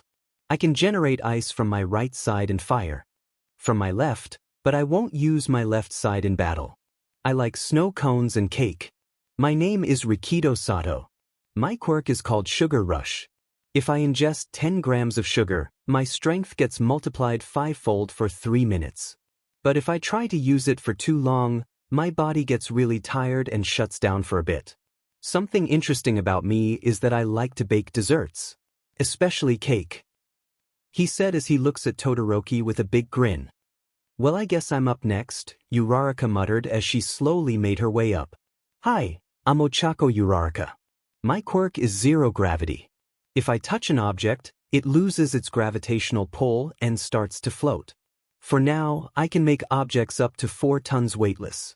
If I use it for a while, I start to get kinda sick and puke.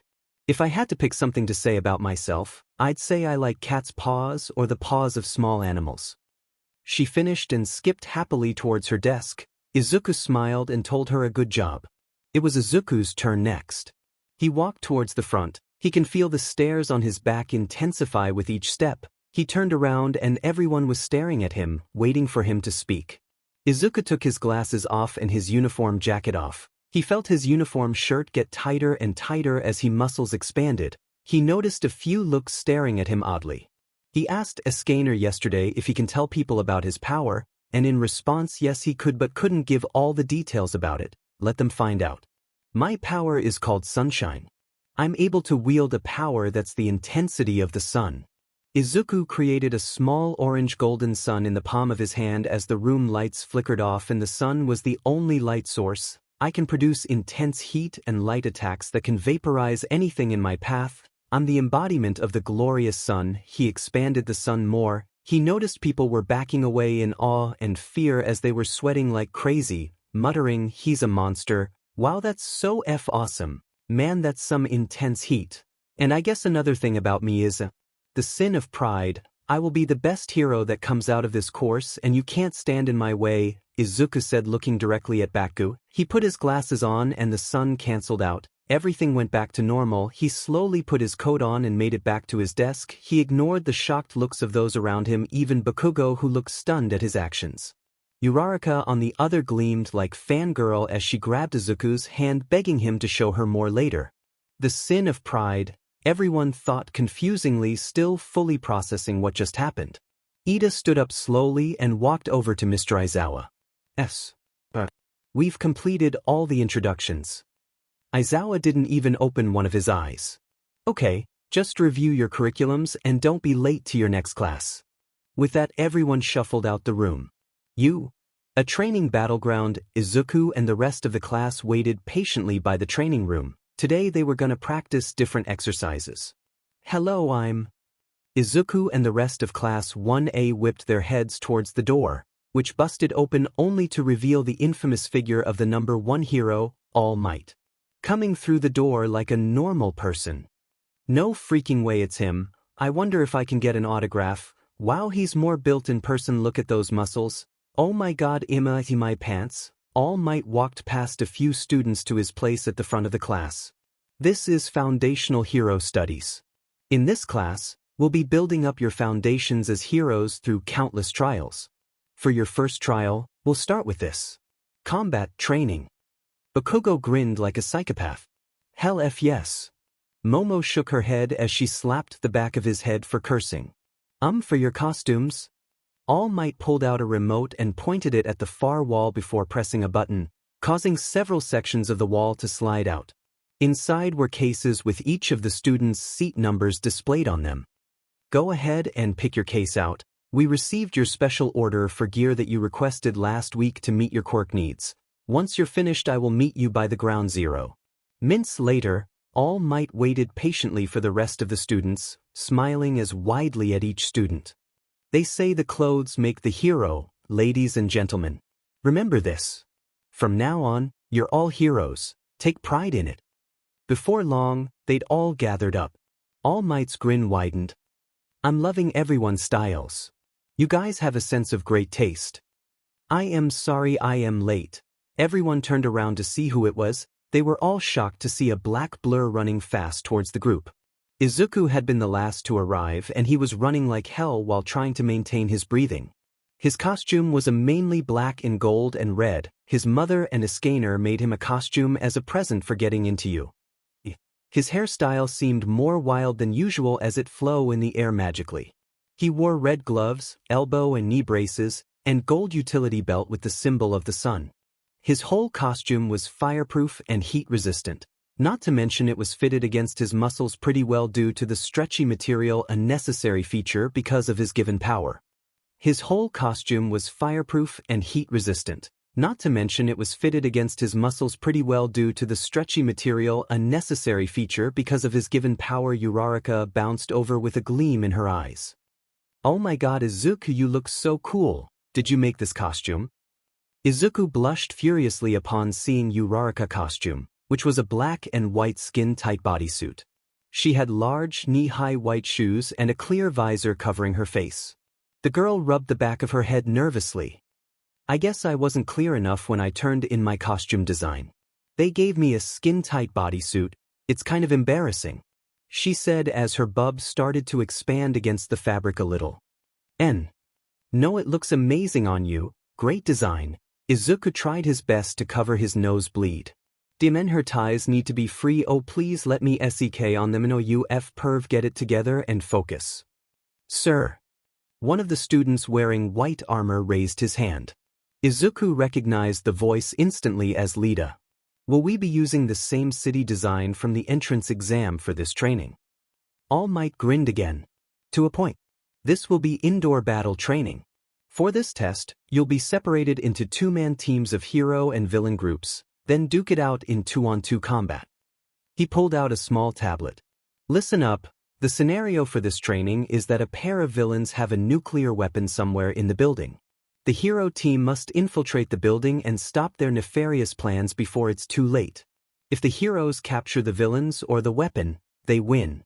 If the villains keep the heroes away from the weapon until time is up or they capture the heroes, they win. As for your teams, they'll be chosen at opposite random. Ida seemed confused. Wait, by opposite random. Izuku understood. Pro heroes often have to create teams with other heroes that they aren't familiar with by quirk and abilities, in order to prepare for the unexpected circumstances. I see, Lita exclaimed. I apologize for interrupting you. All Might nodded. Anyways, these are the teams. He pulled tab on his tablet and announced the teams one after another. A few classmates agreed with the choices and others not so well. Uraraka smiled as she turned towards Izuku.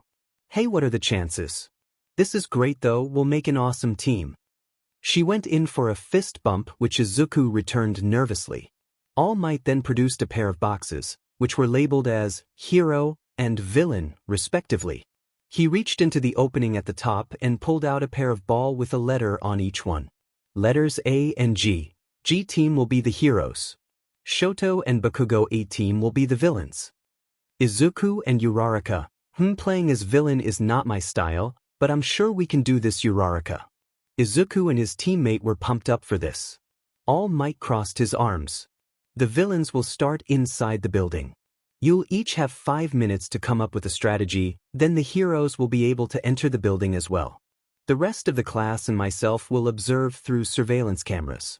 Feel free to use your quirks to your advantage. If things get out of hand, then I will stop the exercise. Inside the building, Uraraka and Izuku looked at the huge weapon they had to guard. Wow, this thing looks realistic.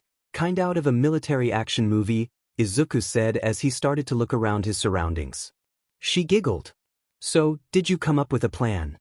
Yeah, Bakugo is going to come in guns blazing. He's very destructive and does not think twice about blowing something up, while Shoto is more calm and patient. He may use his powers to encase the building to try to have control over the cold environment. But all in all, we can use them as an advantage. What do you mean by that? Uraraka questioned as she sat on a steel crate nearby. Let's just say Bakugo's attitude is gonna get between them. Hero starting point. Alright, we need 𝗕𝗵𝗲. We don't need a plan, we can just rush them. Just follow me in. Bakugo cut off Shoto as he walked past him. Shoto turned and grabbed Bakugo's shoulder firmly. Listen, I'm not here to argue like kids. Let's work together to achieve the victory. Bakugo shrugged off the hand and came face to face with Ice and Fire user. Don't ever put your hands on me like that again or I will blast your butt up, he said disdainfully as he spit on the ground next to Shoto's shoe. Sorry to displease you, but I don't swing that way. Why I oughta? Alrighty, everyone go ahead and begin. All Might voice ran throughout the battlefield. Surveillance room. The rest of Class 1A and All Might were watching the confrontation from the surveillance room. I hope Bakugo doesn't plan on blowing up the entire building, Tsuyu croaked as she was watching the screen of Shoto and Bakugo running towards the entrance. Maybe he can blast Uraraka outfit off, Minoru said as he hungrily stared at Uraraka, who was standing next to the bomb. Several classmates glared at the teen in disgust. Momo's brow twitched and made a mental note in her head. She was more focused on the fight, though, specifically Bakugo and Izuku.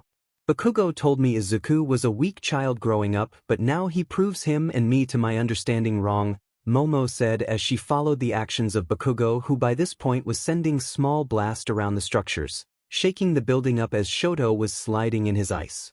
Your boyfriend is eager to cause an uproar. Mina came up next to her, also looking at the screen. I wonder who is gonna win. It's gonna be Team Hero for sure, Momo said confidently as she crossed her arms. Well then I say Team Villains. Izuku sure does have an interesting quirk. I bet he would destroy the city again. She jumped up with excitement, remembering the entrance exam scene. Now ladies, let's not come to any conclusions just yet. All Might tapped on the screen to zoom in. Let's just watch and see. Back to the battlefield. Bakugo, you need to stop now. Shoto was trying to keep up with the wild teen who was shooting at random directions, causing the building to shake. Shut up, you 𝗬𝗍𝗍. Bakugo continued to ignore his teammate and continued down the hallway towards the stairs. Fine then, if you don't want to listen. Shoto slammed his foot down on the ground. Jump up now. He sent a powerful wave of ice as it covered everything in sight. Bakugo barely avoided the sharp stakes of the powerful attack as it grazed his cheeks. What the hell, are you trying to kill me? he shouted angrily as he charged up a blast ready to strike the two-hair color boy. Shoto pointed behind the blonde teen. I created an opening for us to go through. It leads all the way to the top floor. A huge opening was created through the ceiling as the two can see it led all the way up to the top. Shoto shifted his ice powers as they were slowly together rising to the top level where the bomb was. Surveillance room, holy 𝗧𝗍, did you see that? He just created a huge hole through all the diamond floors. 𝗕𝗫 nervously shifted as he was watching how the whole building was being covered in ice slowly. That's crazy. This fight is gonna get interesting. I wonder who's gonna come out on top. I think the hero team has this in the bag. Whoa, that's some wild but strategy. All Might ignored the whispers among the students. He was more focused on Izuku, who taking a stance by the bomb, getting ready for the two heroes to come out of the hole. Show me what you're really made of. He continued to watch in anticipation. He needed to further analysis his abilities. Back to battlefield.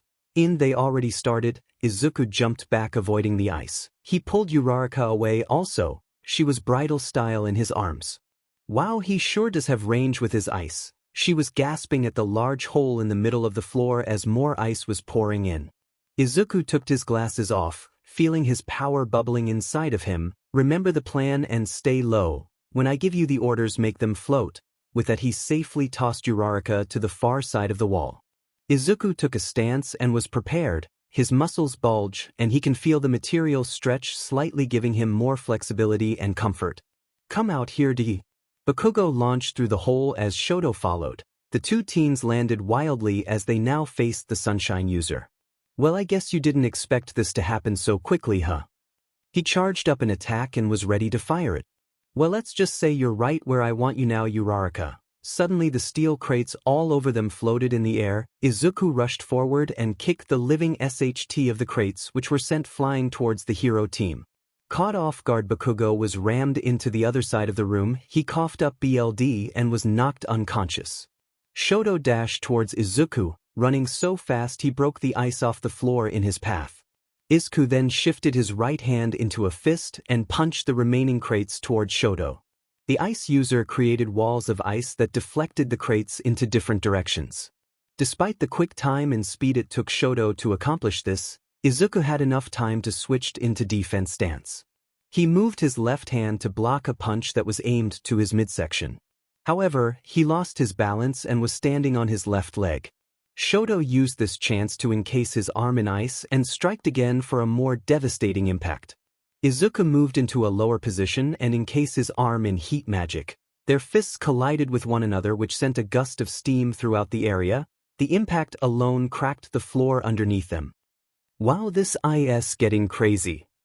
Uraraka yelled out as she just recovered from throwing up. Both teens were thrown back and landed gracefully on their feet. As I thought, this won't be an easy fight. I will have to overwhelm him. Running out of time, Shoto said in his head as he noticed his right arm was getting frosty. He can feel his stamina weakening due to the large attacks he performed. I must admit your ice is sure useful, but at the same time useless against me. Izuku stood tall and proud as the ice that was on him started to evaporate, leaving steam in the air. Well, I'm still getting started, let's count. Shoto was interrupted by a huge blast that passed his right side and collided with Izuku. Don't forget about me, you 𝗧𝗵𝗏. Bakugo landed next to Shoto. He was covered in scratches and his left eye was swollen shut as he had a heavy gash on his forehead. BLD was dripping down his chin as he looked psychotic. Why am I not surprised? I knew a steel crate wasn't enough to knock you completely down. As the smoke cleared up, Izuku looked unharmed at the attack, not one scratch or burn. He had a serious look now. Right, come on Shoto, let's kick his butt, Bakugo declared as he dashed towards Izuku. Shoto was a little shocked by his words but nonetheless followed suit. Both launched their attacks again at him. Izuku dodged the attacks, putting on more defense than before.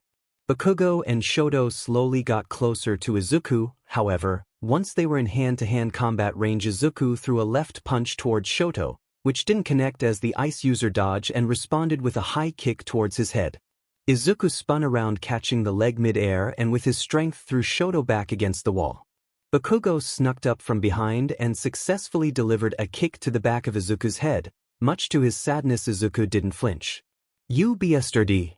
Bakugo laid an onslaught of punches. kicks and blast from his palms, Izuku didn't move an inch from his spot.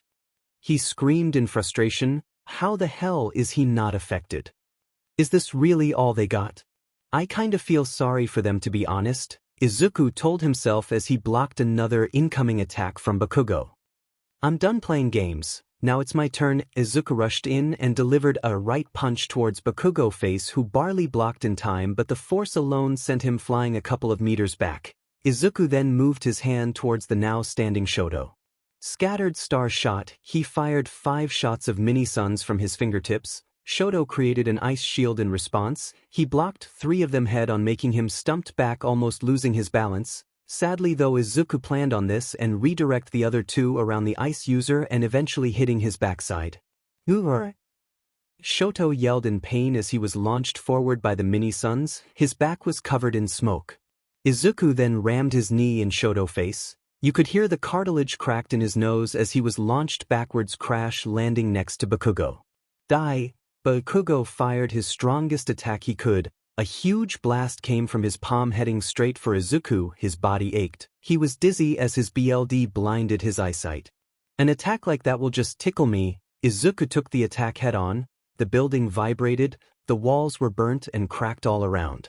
The smoke cleared up and Izuku was slowly walking around the large hole in the floor level. Now Uraraka, he said calmly. Uraraka during this whole time went around the hero team unnoticed. The plan was that she would sneak around them when they were fighting Izuku, since they would be more focused on beating him. She came behind from the shadows and slapped the 2 tired teens on the head. She lifted them up, 1 unconscious ice user and 1 struggling blonde teen who was still yelling quiet insults. Timmy now. He became lightheaded due to the major BLD loss from his forehead. Well, Bakugo, you sure did put up a fight. Izuku was now standing over the floating teen. He ignored the intense glare sent his way. Screw yo. Izuku drove his fist into his face, causing Bakugo to clash hard against the ground, causing a small crater due to the impact. Bakugo coughed up BLD as he slowly passed out. Izuku, was that necessary? Uraraka looked at the unconscious blonde teen as she released them. I kinda think that was overboard. Team wins. All Might's voice rang throughout the building. Izuku looked at Uraraka with a small smile. Uraraka, I'm just repaying for everything he put me through growing up, besides I'm not weak like before. Uraraka understood what he meant. She couldn't help but give him a tight hug. She pressed her ear against his chest. Shep can hear his heart beat as it beat faster and faster. Man, he's so warm it feels like I'm in the sunlight. Wait girl, get a hold of yourself. She jumped away, blushing madly on what she just did. Izuku looked lost the whole time as his face was swollen red. Surveillance room. Momo looked at her fallen boyfriend through the screen. I hope this loss does not affect him badly, me poor baby. She started to cry into her arm at seeing how badly damaged he was. Hey, it's gonna be okay, I'm sure he will be up and running when he gets to recovery, girl, Mina said as she and the other girls went to comfort her. Wow, I can't believe Izuku took both of them head-on. Yeah, not to mention he packs a punch. That was a smart strategy. He was basically baited them in and overpowered them while Uraraka captured them. All Might couldn't help but agree despite his decision to remain unbiased. You sure do have potential, young man. You're gonna go places and I hope I can lead you there. All Might was now considering giving his power to Izuku now. He just needed time to explain and win the boy over, but how? Izuku's apartment. Ring ring. Ring, answer the DMN phone. Izuku groaned in his sleep as flip over to see who was calling him. He grabbed his phone and looked at the caller ID. A known number. He was gonna hang up, but a little voice in the back of his head told him not to. Curious on who would call him at 4 a.m. in the morning. Couldn't this person wait, or some SHT? He decided to answer the call. So he was met with silence as he only heard a faint static noise. He was about to hang up until, hello, oh my god, is this Izuku Midoriya? A high-pitched scream pierced his ears. He almost fell off the bed. He was scared to death by the sudden outburst. Regaining his composure, who is this? Oh my god, I'm your #1 fan. I heard you wanted to become a hero and so I stalk you everywhere you go. Giggling was heard from the other line. Wait, what? Yeah, I'm in your closet right now watching you sweat on the spot. Izuku ran to his closet and lighting speed as he channeled some heat magic to his fist ready to P&D the intruder, but when he opened the door no one was inside. 𝗕𝗫𝗁𝗧𝗵𝗲 gullible. Did you actually think I would hide in your din closet, you f-perv? The voice said. Listen, I don't know who you are, but if this is a threat you will. Shut up for a second, it's me, Toga, you silly goose. Izuku was silent for a minute. His brain shut down and restarted back up. I'm so sorry, please forgive me, I didn't know it was you. He quickly apologized for getting so worked up over it. Not to mention Toga made her voice sound different. You're adorable, I swear. Anyways, this is my new number. My old phone cracked badly, so I upgraded. She paused. I was calling really because I wanted to ask you something. Yeah, what is it? Izuku took a seat on the edge of his bed as he looked out his window. It was still dark outside. Well, you see, the fair is coming again this year, and I wanted to see if you wanted to go with me. I have an extra free ticket since I really don't have no one to go with. Her soft voice was like music to Izuku's ears as he felt calm listening to her. When do you want to go? Izuku didn't mind going, but at the same time he was nervous as hell because technically it would be them two. Just them two alone, like a date. He blushed madly at the thought of him and Toga alone. Well, since today is Thursday, about this Saturday. We will meet at the Kyoto station at 9 a.m., dress casually of course. Yeah, that sounds perfect. Saturday it is then. He was excited. Izuku heard a groan come from the other line. It almost sounded like a man. Hey, is everyth? Hey Izuku, I will meet you Saturday. Good night and be safe, Toga said quickly. She ended the call quickly. Izuku was stunned by the sudden ending of the call. He was gonna text her but decided not to. He looked over to his alarm clock and man, he needed to get back to sleep. School starts in 4 hours. Besides, he hasn't been getting much sleep since he has those 𝗕𝗏𝗧𝗔𝗂𝘁𝗵𝗆 dreams about Uraraka and Toga. 𝗕𝗏𝗃𝗧𝗏. He fell back to sleep, continuing his spicy dream. Toga's location unknown. Get off me, you stupid beach. The man groaned as he was lying face down. Toga was sitting on his back. He had multiple stab wounds all over his body. Unfortunately, the man was bleeding out slowly. But what? You're enjoying it, right? Aren't you into little girls, remember? Toga said with a huge grin on her face as she licked her blade, cleaning the BLD off of it. No please, I have a wife and 3 kids. He tried to move but to no use. He didn't have the strength for it. I swear I wasn't gonna do anything bad to you. I just thought you were lost. Yes, sure, says the one that grabbed me and pulled me in alleyway and tried to RPE me. But anyways, did you know what you really did wrong? Toga warned, pulling out another large combat knife. Please, I beg you, I won't tell anyone, I swear, please, I beg yo. You ruined my phone call. Toga drove the knife into his backside and kept repeating this over and over again. The man's screams filled the abandoned dark alleyway. Toga was laughing in pure bliss as she didn't stop. Her clothes and face were drenched with BLD as her cheeks began to flush pink. She was in heaven as she slowly stimulated herself. She could feel herself almost cave in, but to her dismay it didn't come. Well, I get bored easily. She got off the lifeless core, wiping the excess BLD on her skirt. Me and my bad habits. Toga was giggling as she walked away. She couldn't wait until Saturday. Looking over her phone, she smiled at her home screen. It was a picture of Izuku smiling. She got the picture by stalking him when he was shopping with his mother. Soon, Izuku, you will be mine. She licked her blade as she sung a happy tune, skipping along the dark streets of Tokyo. Campus hours later, Class 1A was already in their seats waiting for Mr. Aizawa, who had just walked in. But as they got themselves ready for the day, they came to the realization that one of their classmates was missing. Especially Uraraka, who was looking for the green-hair boy. Izuku's not here yet. I wonder if he's okay, she said, catching the attention of the nearby classmates, even Bakugo, who still had bruises all over his face from his defeat by Izuku. He looked annoyed at his desk as Momo comforted him. Yeah, that's odd. Lita scratched his head. Does he know that today we're going to do rescue training? Denki glanced at Bakugo. Hey, aren't you guys friends or something? Can't you call him? Bakugo scowled. How about you mind your own demon business, you SHT face? Bakugo, stop it. Momo yanked Bakugo head back and smacked him hard. Everyone was shocked that he didn't do anything back. He just sat there and quietly apologized to Denki for his actions. But in the back of his mind, he was actually wondering just where in the hell Deku was. He was still bitter about his beatdown a couple days ago. He never felt the receiving in of a loss which really destroyed his pride, but at the same time it opened his eyes up. I wonder if it was like this when I used to torture Deku. Every time I will beat him down he will just get right back up the next day. Was I really this much of an but? Bakugo looked towards the window. He was feeling conflicting emotions about his whole life situation. He came out of his thoughts as he felt Momo's gentle hand on his shoulder. She leaned in and gave him a hug. He could hear her heartbeat, which relaxed him. "𝗬𝗵𝗲.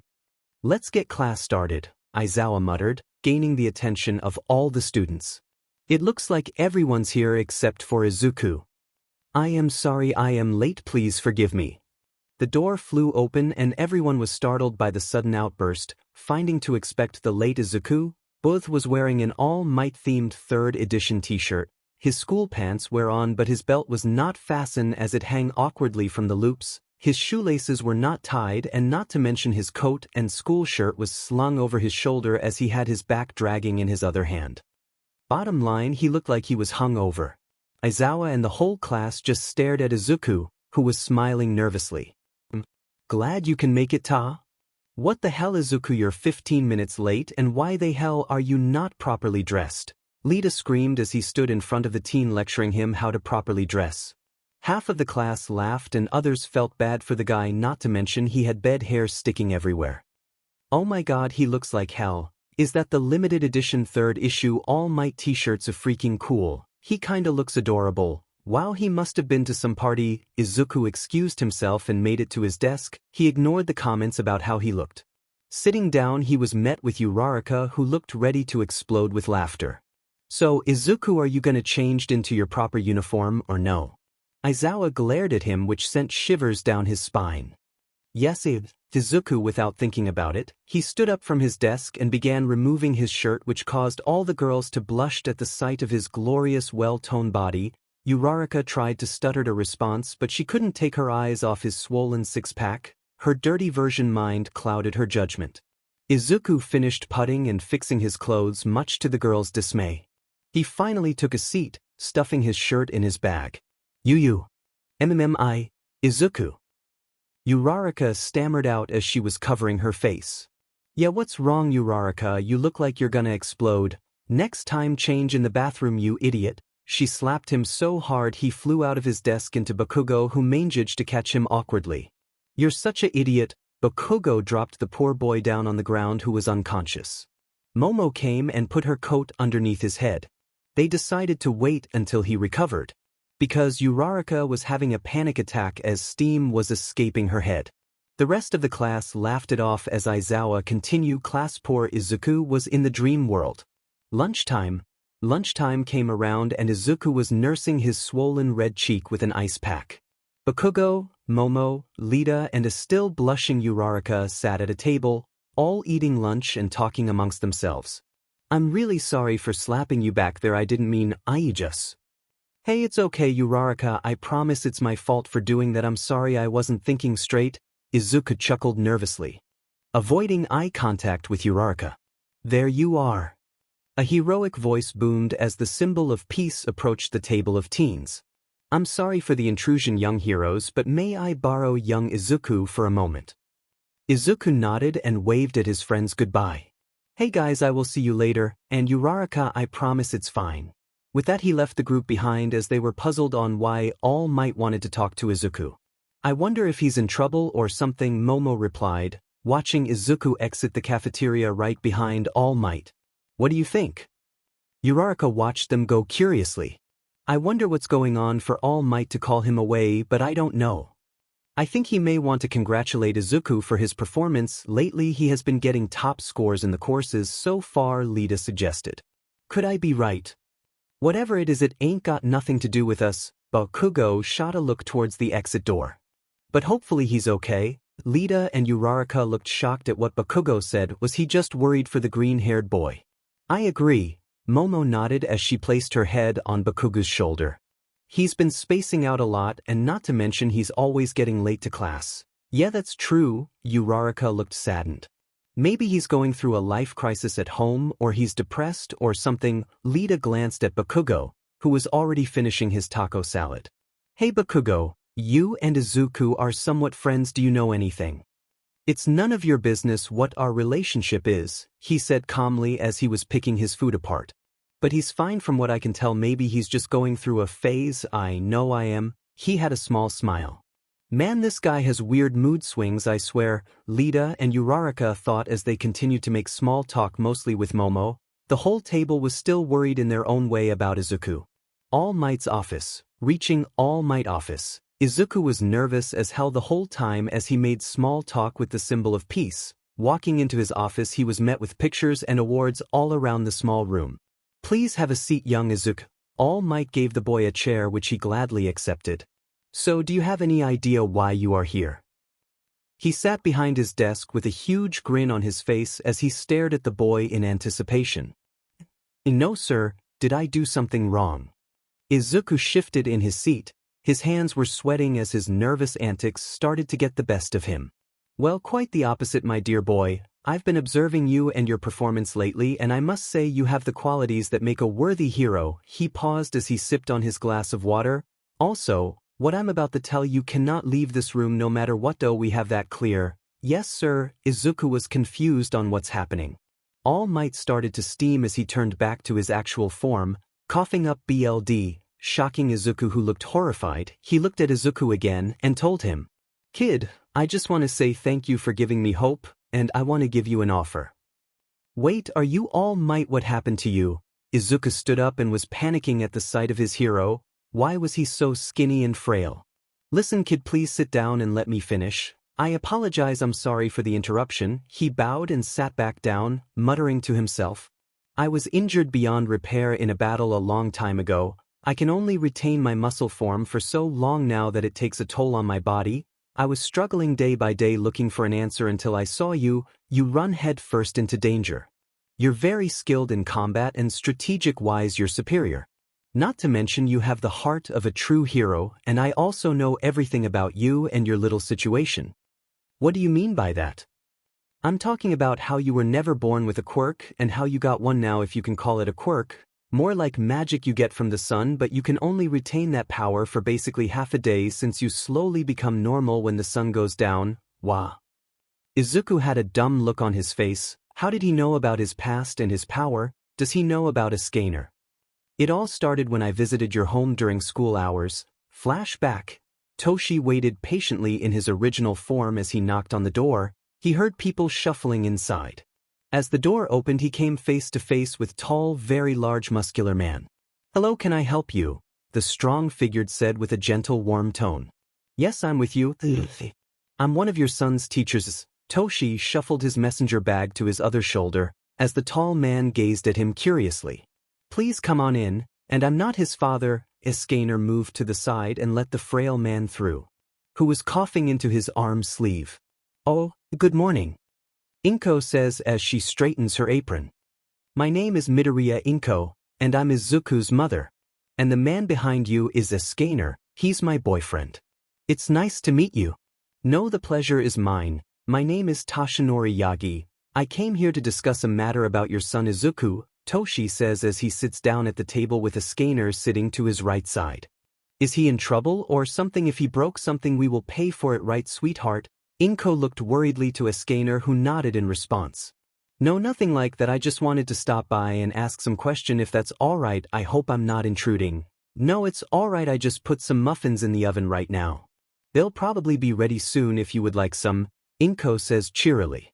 Trust me, you would love to eat these muffins. They are supreme. Escanor smiled widely as he sipped his lemonade. Inko blushed at the compliment as she took a seat next to Escanor. Yes, I would love some. Toshi reached into his case and pulled some documents. So I'm gonna be straight and honest with you, as I would like for you to do the same. Is that okay? The other two looked at each other and back at Toshi. They agreed, but still confused on why he wanted to talk about Izuku. So I read over your son's medical documents, physical examination, and his background history of his young teen years. It says here that your son was not born with a quirk, but somehow here it says he awoke in his quirk only about a year ago. Is that correct? Toshi took a big gulp of his refreshing lemonade, waiting for a response. Yes, that's correct. I guess you can say he's a late bloomer, right? Inko was worried about where this was going. But Toshi knew she was avoiding the question. So what are you exactly getting to? 𝗬𝗓 leaned a little forward as his eyes glowed. He can feel Inko rested her hand on his shoulder, which relaxed him. I didn't want to do this, but... Toshi transformed into his muscle form. Please, I will ask again. I must know, All Might now in his glorious prime form. Oh! Inko and Escanor were left speechless at the sudden transformation. And yes, I'm All Might, I'll explain everything. 5 minutes later, whoa, that's a lot to take in. Inko was shocked to learn the truth about her son's favorite hero. Escanor couldn't agree anymore. Yes, now I would like to know how Izuku gained his power. It's nothing like I ever seen before, he said, looking at Inko and Escanor. What I'm about to say, it's gonna be hard to believe, but it's the truth. Escanor sighed heavily as he remembers how he ended up here. Well, it all started 10 years ago. All Might listened carefully to each word taking in the fantasy world. He heard of magic, but the way Escanor made it seem was out of this world. Was it real and not a hoax? Escanor told him. About Lilith and his sunshine ability, how he met Izuku and started to train him in preparation for the exams. After 10 minutes he finally finished as it became silent. Wow, that's unexpected. So magic, huh? Not a quirk. That's correct. Unfortunately, I gave most of my magic to Izuku. I only have enough for in case of a real emergency or when to do occasional training with him, Escanor said quietly as he still missed sunshine, but it was for the best to give it to Izuku. Well, also he's at a disadvantage afternoon, is that correct? All Might implied. Yes, it's a weakness of the power, it will take a toll on his body dramatically. Well, I have a solution to that little problem. But first I need your permission, All Might said with a huge grin adorned on his heroic face. Indeed, a flashback. Izuku was hearing everything his hero said, overwhelmed and feeling tears coming down his face. He shifted his glasses to wipe his tears away. All Might came around the desk and to the boy's side he got on his knees and bowed. That is why you'll be the one to inherit my power. One for all. What? Please listen and listen close. Izuku, All Might stood as he did a pose. My quirk was passed on to me like a sacred torch that is given from bearer to the next, each generation of new power. Huh? Izuku looked out of it. You heard me. And I've picked you as my inheritor to pass the torch down. www. Warehouse. What? Izuku yelped, going into full-on stutter mode. He began to mutter furiously to himself as he processed what was going on. All Might put his hand on the boy's shoulder, halting him from his little panic episode. You are worthy for this, Izuku. Think about it. You would be blessed with 2 gifts. He paused. Me and Escanor did not make a mistake. We chose you for a purpose. Please consider this. All Might looked ready to tear up. All right, I will do it, Izuku said with the same determination he had with Escanor. The fire in his eye returned brighter than ever. Wait, really? Yes, sir, I will not let you down. Izuku stood up as he faced his childhood hero. Alrighty then, eat this. All Might had ordered with that big grin on his face as he held up one of his own blonde hairs to Izuku. Huh, what the hell, why would I eat your hair? The boy just stared at him with a dumbfounded expression, causing All Might to laugh uproariously. Well, it's better than injecting my BLD inside you. All you need to do is intake my DNA. I'm sorry, it's different from what I expected, Izuku yelped as All Might practically shoved the hair into his mouth. Enough of the details, eat up. Despite Izuku's protests, he did eat the hair. The slimy hair thing went down his throat, which gave Izuku a bad acidic taste. Good, don't you dare throw it up, All Might chuckled as he finished the rest of his water. So when does it kick it? Your quirk at least, because I don't feel any different. The boy tried his best not to cough it back up as he was breathing slowly. To fully work it may take a day or 2, but you will definitely know a difference. All Might offered the boy some water, which he gladly gulped down. And also do, alert. Alert. Please advocate to a safe location. Alert school is being taken over by villains. An automated voice boomed over the school's intercom. All Might, get back with your class and get to the bunkers. Izuku. Hurry. All Might left without another word, rushing out his office into the hallway. Izuku followed shortly after him. I can help also. He looked at his watch. It was 1:35 p.m. He had enough magic left. Main building bunker area. Everyone hurry, please get to the bunker, hurry. Izawa was leading the students into the bunkers underneath the school. Most of Class 1A went and all of Class B. The support heroes were the first to arrive. "Sir, what's going on?" Denki said in a panic, as Kirishima, Tsu and Mina came up from behind. "No time to explain, get your butt in there, hurry up." He pushed the students in the elevator that lead to the underground bunker. Pushing the button, he sent them down. "Is all your students accounted for, Izawa?" 13 said as he came over in hurry. "No, I'm missing 5 students." "It is everyone else in the bunkers." "Yes, everyone was checked in, but I did see a small group of students heading towards the rescue training arena." The pro hero trailed off and stiffened, twisting his head suddenly to look at the fountain not far away below them. In front of it, a spark of black matter appeared and began to engorge, growing in size. From within it, a hand appeared, followed by a body. The face belonging to it was covered by hand. As the portal grew, more bodies came out until a whole horde of villains emerged. 13. Izawa snapped, putting his goggles on. "Find those students and get them to another bunker. Hurry." 13 nodded. "Be careful, Izawa. This ambush seemed definitely planned." Izawa dove towards the oncoming crowd of villains and began to wreak devastation amongst the helpless ranks. Izawa was using his quirk to shut down the villains' quirks as he went and pounded the living SHT out of them in groups. Villain after villain, Izawa was not slowing down. He kept fighting with everything he had. He lost count after the 15 villain he knocked out. But suddenly he was surrounded by a horde of villains as they stared him down. "Let's see if your quirk can handle all of us at the same time. I'm gonna rip your guts open. Come on guys, let's kill this him." Izawa took a stance as he regained his stamina, ready for round 2. The villains all charged forward together as they had bloodlust in their eyes. Boom! An explosion came from behind Izawa right side. It collided with the villain group in front of him, blasting a good chunk of them away in different directions. He could hear people land next to him, but he didn't need to look to know who they were.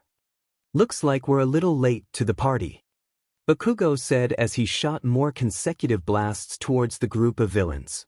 "Sorry we're late, teacher. We couldn't find the bunkers, so we decided to help," Lisa declared as he powered up his engines, causing the boys' lower pants to burst apart. "Yeah, we couldn't stand by and watch," Uraraka said with determination. "This is gonna be fun." Momo created a mini-tank as she climbed inside with Uraraka. "I'm sorry, Izawa, they ran past me after I told them where you were." 13 painted, trying to catch his breath. These demon teens were too fast for him to catch up. "Demon kids, this not a training exercise, this is the real deal," Izawa said, "but calm down. Fine, if you want to help take as many down as you can, I give you full permission to go all out." Without another word, Bakugo and Lita charged into the battlefield, both successfully taking down the enemies. Bakugo overwhelmed them with his major blast attacks while Lita used his speed to make up for it. "Momo, Uraraka, give us cover fire. 13 take out any stragglers that try to flank us. Go."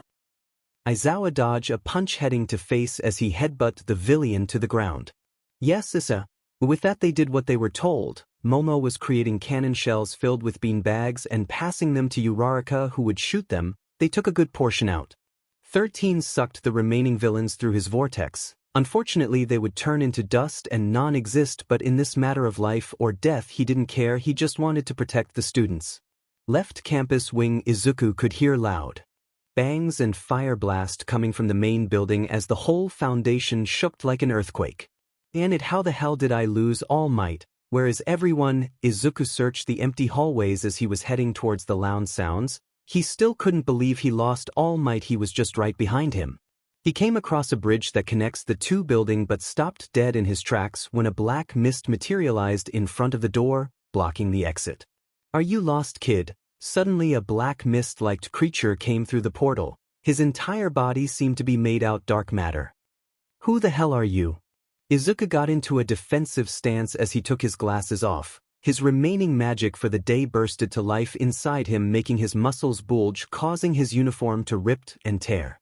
"Wow, that's interesting. You got buffer by taking your glasses off. Wow, it's like a comic book character coming to life, but afraid I can't allow you to leave." A pair of glowing, slit eyes formed in the fog above a metal plate of some kind as he stared down the boy. His voice just seemed to be apolifed by the fog as it gave off a more deeper, scary tone. Do you actually think you're scary? Who they are you again? The teen right fist glowed as heat was being gathered and hit. We are the League of Villains.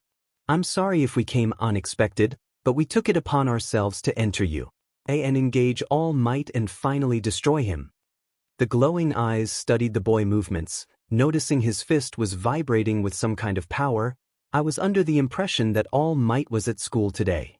I haven't seen him yet, perfect son.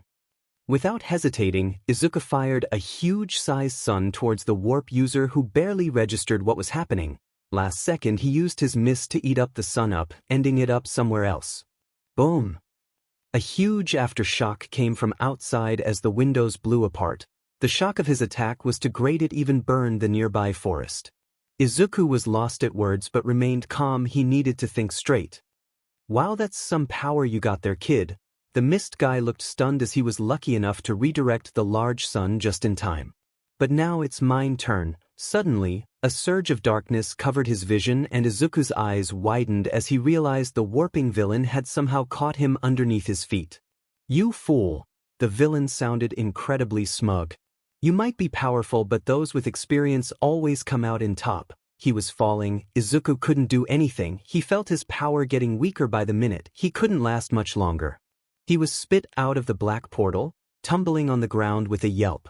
He rose to one knee and glanced up, only to freeze when he realized where he was. He was in the middle of a battlefield, surrounded by villains who were currently engaging Bakugo and 𝗧𝗓𝗏. They seemed to be doing fine as they had the advantage. He looked to his right and what he saw made his blood run cold. A huge, black humanoid beast had pinned 𝗬𝗏𝗧𝗏 to the ground as he was laughing. Behind the beast was a villain who was covered in severed hands. He must be the leader. The villain covered with hands turned to look at Izuku as he emerged from the warp portal. It was impossible to see his face because of the hand covering it up, but Izuku knew he was grinning with sickening delight. Oh, Kurogiri sent me a toy to play with. The villain began to walk towards him. I'll get bonus points if I crush a student. The news will be eating it all up on how All Might couldn't even protect a student time to die. Izuku glared, gathered up his heat, and launched an attack at the villain with. The blast Izuku launched at the villain was packed with intense heat. The mini-sun grew in size as it inched closer to man covered in severed hands, but he lunged to one side and evaded the attack barley which burnt his right side. The villain screamed in pain as he clutched his arm as it was smoking due to flesh being burned, but with his face covered, only his voice could express his pain. You little thing, kill you, Kurogiri, why did you bring this little 𝗧𝗏𝗏 here? Forgive me, 𝗕𝗵𝗲. The warping villain materialized next to his leader, glowing eyes fixed on the teenager who was breathing heavily. I caught him in the hallways, and besides look at him closely docent he looked familiar. What? 𝗕𝗵𝗲 snarled as he stared at the teen with hatred examining his features. Green wild hair, gold eyes and freckles on his face. Wait, tell me, hey kid, what's your name? The name is Izuku Midoriya, don't forget it, you some holy 𝗧𝗏𝗏 out of all people. Wow, ha! 𝗕𝗵𝗲 couldn't contain his laughter even though he was in pain. So this is the guy Toga is all into, and it just complicates things. Yeah, I realized it after I sent him here. She wouldn't be too happy if we ruffle him up, Kurogiri said as he looked towards the boy again. I see, well, what she doesn't know can't hurt her. 𝗕𝗵𝗲 lunged at the boy. The villain rushed in with surprising speed, closing the distance between them. Before Izuku could react, he was right in front of him. The lips hiding behind his hand mask curled up in a hungry smile. Well, let's see if you crumble away nicely. His hand extended, just inches away from Izuku's throat. 𝗕𝗵𝗲 suddenly found himself leaping back, reacting purely on his instincts. His body was scared of something. He glanced back at the boy. Izuku stood tall as he was encased in raw heat. Heat waves filled throughout the area. His golden eyes glared at 𝗕𝗵𝗲 through his stupid hand mask, radiating a deadly intent. 𝗕𝗵𝗲 could feel the skin on his neck get bumpy as he looked back at the teen. He smiled slightly as he looked down to ground. It was burnt to ash. That's some serious killing intent you have, 𝗕𝗵𝗲 said mockingly. But ain't you a hero? I thought heroes don't kill. Besides, you really hurt me earlier. He raised his blunt arm up to make his point across. Please, a real hero would slay any monster before him in order to stop it from rising again and harming others. Izuku's voice was heavy. And besides, you wouldn't be worth killing, he wasn't bluffing. 𝗕𝗵𝗲 could see the fire in his eyes and chuckled. I believe you, but that's an odd way to think. Interesting. Too bad he's on the hero's side, right? 𝗕𝗵𝗲. Kurogyari again appeared beside his leader. More or less. 𝗕𝗵𝗲 held up his right hand. It was heavily burned. No wonder Toga likes this kid, he said quietly. The warping villain looked at Izuku cautiously. He's got an impressive quirk. To burn anything in sight, and that diamond heat of his, it's crazy. 𝗕𝗵𝗲 was focused on the golden heat that was radiating off the boy. Now that he'd backed off and really took a look at it, this quirk seemed useful. I can feel my magic almost depleting. I need to wrap this up quickly. Izuku's eyes darted towards the hulking black humanoid keeping 𝗬𝗏𝗧𝗏 broken form pinned down. That thing was going to be a problem if it could cause so much damage to a pro hero. Well, kid, time's up. Yo, boom. A massive explosion of dust and debris went everywhere as someone landed next Izuku. Blonde hair made itself visible as the dust began to settle. 𝗕𝗵𝗲's eyes widened in glee. The scowl on his face was a far cry from his usual wide grin, but the symbol of peace looked far more terrifying for it as he glared through glowing eyes at 𝗕𝗵𝗲 and Kurogyari. I'm sorry I'm late, young Izuku, but I'm here now. Kurogyari's eyes narrowed. So he did come to school after all. 𝗕𝗵𝗲 grinned sadistically. This works out perfectly. You won't be getting out of this alive. My 𝗵𝗆's been specially designed to take you on at your best. I'd like to see you try to overcome shock absorption. All Might took in his surroundings, but stopped dead upon seeing 𝗬𝗏𝗧𝗏 pinned beneath 𝗵𝗆. He lunged at the black beast. Release him this once. 𝗕𝗵𝗲 cackled. 𝗵𝗆, get him. 𝗵𝗆 turned his attention to All Might. The beast ran at him at full speed.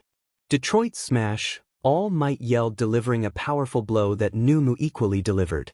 The force of it sent gust of waves knocking everyone back off their feet. It also caught the attention of the remaining villains and students in the area. All Might and 𝗵𝗆 were shaking the whole area apart as the building was crumbling due to the force of each punch thrown at each other. That DMN beast has shock absorption and some kind of regeneration quirk. He's the perfect counter to All Might. I can't let them continue fighting, and not mentioned I have enough magic for one more big attack, but how can I help? Izuku watched as he leaned against a pillar. Sunshine was taking a toll on his body as he started to cough up. Hey Izuku. A familiar voice came from behind. He turned around and it was Uraraka waving at him. She had Lita, Momo and Bakugo behind her. You guys, what are you doing here? No, the real question is, what are you doing here, Deku? Bakugo got in his face but was pulled back by Momo. We were helping 𝗬𝗏𝗧𝗏 take care of the other villains, Momo said as she noticed Izuku looked exhausted as hell. Yeah, they all decided to leave as soon as All Might showed up. Lita, who was covered in scratches and marks, smiled awkwardly. Delaware smash. The teens were interrupted as 𝗵𝗆 absorbed another shocked force punch from All Might. The creature was gaining more hits on the hero, as All Might was bleeding from his old wound. We need to help him, Izuku said with determination as he clenched his fists together. He need to help All Might. Who knows if he will last any longer? So what's the plan, dipshit? Bakugo smiled as the others waited for their role to be said. Alrighty so. Izuku whispered quietly to rest of the group as they will nod here and there. Is that all you got? All Might declared as he took another brutal punch into the gut by the beast. 𝗬𝗏𝗧𝗏. 𝗵𝗆 launched forward again, dodging and delivering heavier blows to the bloody hero. 𝗵𝗆 becomes more stronger the longer he fights, and since he is overpowering All Might, he might finish this quickly. 𝗵𝗆 knocked All Might to the ground and started to PND his face over and over again. The beast enjoyed tasting his BLD as it splattered all over its face. The poor hero felt weak and dizzy as the onslaught kept going. 𝗕𝗏𝗵𝗃𝗏𝗃. 𝗵𝗆 was blasted off of All Might, crashing through several buildings in the process. 𝗵𝗆 recovered but felt another blast from its backside as he screamed in agony. Its skin was charred and burned badly. Next thing it knows, it had a cannonball launched in its gut, knocking the air out of it. Trying to recover, he was kicked in the face hard by foot. 𝗵𝗆 flew like a rag fool several meters as it came to a halt, laying on its back. Death spin. 𝗧𝗓𝗏 drove his hyper-powered legs into the monster's stomach, embedding it in the ground further, causing the monster to cough up 𝗕𝗲𝗍𝗪, now 𝗬𝗏𝗧𝗏.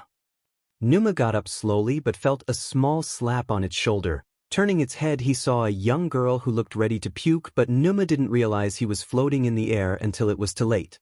The monster swung in the air as it was trying to get free.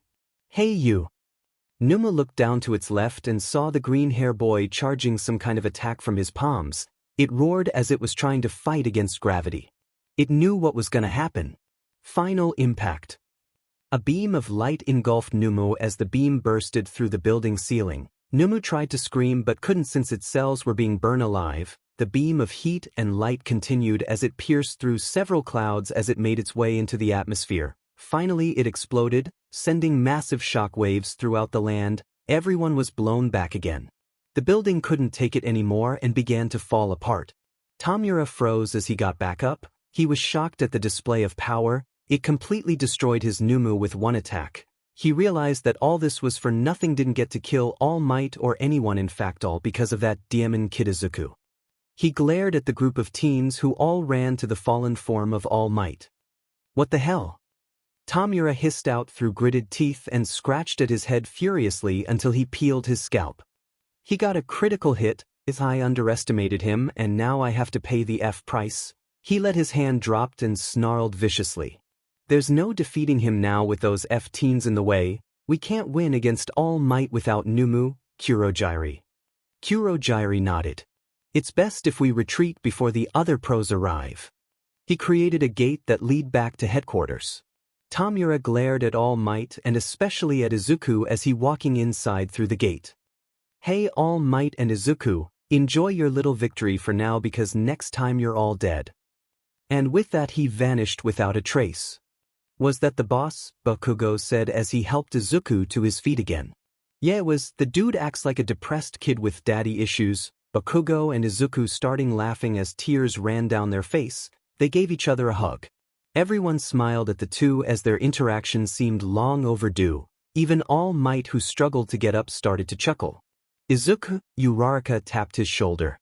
Turning around, he was met with a blushing Uraraka. Yeah, what's wrong? Is everything alright? He put his hand to her head. She was burning up. Are you okay? Do you need recovery, girl? Noost put them in shirt on. Uraraka slapped the poor boy so hard he flew into a building wall. Everyone was shocked. Maybe her real quirk is super strength, everyone thought as Pro Hero 13 came over with Aizawa slung over him. The rest of the heroes showed up and took care of the stragglers. Poor Izuku was unconscious as his cheek was swollen once again, but he was in the dream world giving Uraraka and Toga a body oil massage. 𝗕𝗏𝗏. How long do you think until he wakes up? Well, it could be a couple of days. A couple of days. Shut up and keep your voice down. Izuku groaned in his sleep. He could hear people talking near him. He woke up and was met with a bright, blinding light above him. His body ached as he felt exhausted trying to move. He tried to process what was going on, but sadly his brain was sending spikes of electricity throughout his body. He hadn't even noticed Recovery Girl appearing by his bedside. Sorry if we woke you up, she smiled at him gently. You were out for a couple of hours now. Really? Izuku blinked in confusion and suddenly all the memories of the attack came rushing back. The final attack against 𝗵𝗃 and to top it off Uraraka knocking him out cold. Everything turned out fine, no casualties, she assured him. The rest of the pro heroes arrived and took care of the rest. Aizawa and your friends Bakugo and 𝗧𝗏𝗏 are getting medical attention at the hospital. They're expected to recover shortly. None of the other students were hurt since they made it in time to the bunkers. Izuku ran that through his head before another worry made itself known. What about All Might? Is he okay?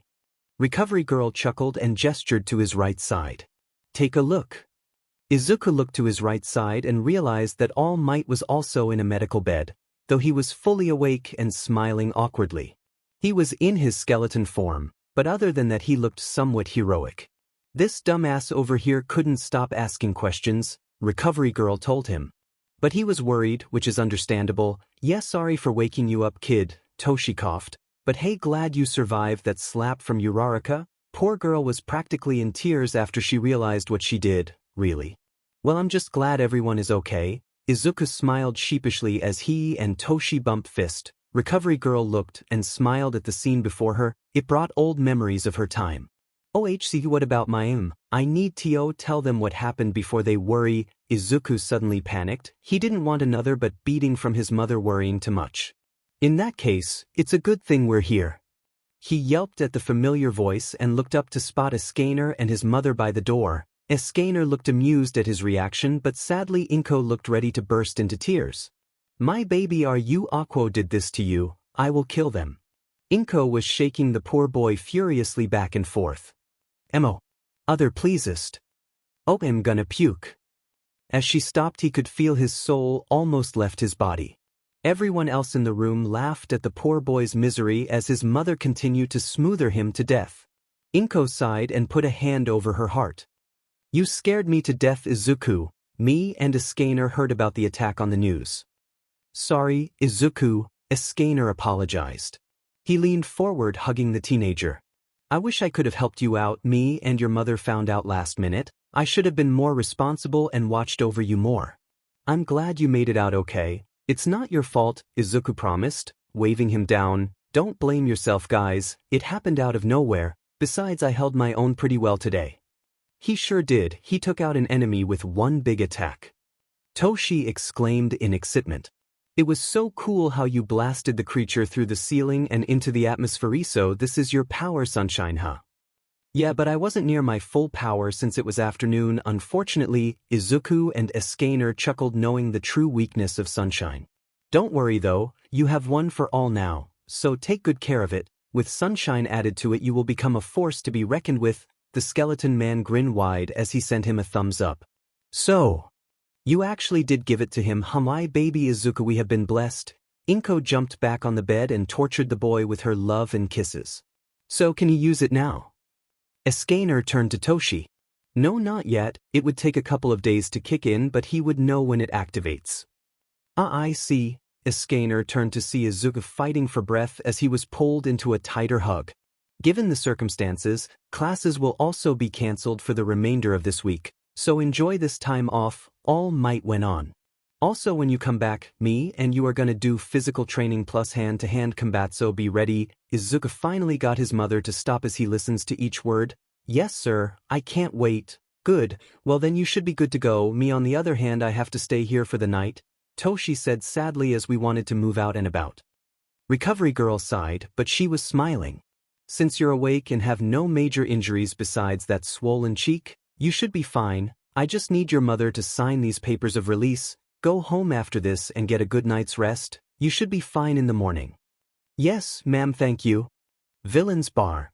Tomura stumbled out of the warp gate and into the empty bar that they used as a base. He gripped his burnt arm as the pain intensified each passing second. So how did it all go for you? Did you have fun? A voice came from a monitor attached to the wall. It was deep and calm. I didn't have the chance to fight with All Might much since he showed up last minute as usual, Tomura muttered through gritted teeth. Those kids were annoying as hell, not to mention the DM and extra helping hands we brought along were useless as this.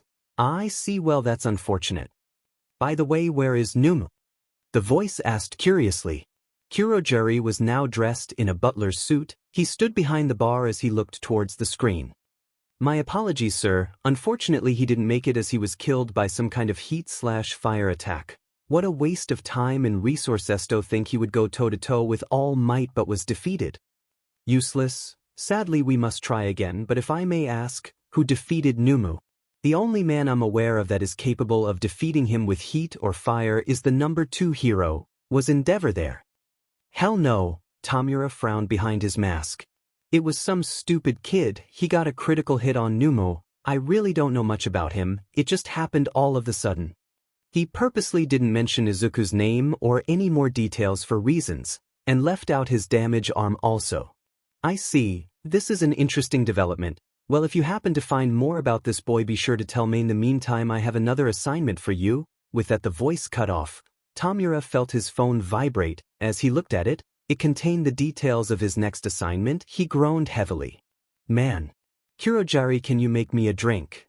Certainly, sir. Would you, Lee? You be Tomura. 𝗕𝗵𝗃 barely dodged a knife thrown his way but stumbled onto the floor. He was pushed down to the ground as he felt a blade pressed against his Adam's apple. He looked up in pain as he saw Toga was sitting on his chest looking angry as hell. Her eyes turned red and her teeth became more pronounced. "Hey Toga, what's up?" he said calmly. "Don't hey Toga me. I know what you did, you piece of—" She pressed the blade further against his throat. Blood was trickling down from his now fresh wound. "And what was that exactly?" he said smiling. He loved to tease Toga as her rage gave him amusement, and not to mention he saw her as a little sister as well. "You 𝗬𝗲𝗍𝗶𝗏 told me you invaded you. But the real problem was some low-life villain saw you and told me you were trying to attack and kill my Izuku." Toga pulled her second knife out with lightning speed and plunged it deep into the floorboard next to 𝗕𝗵𝗃's head.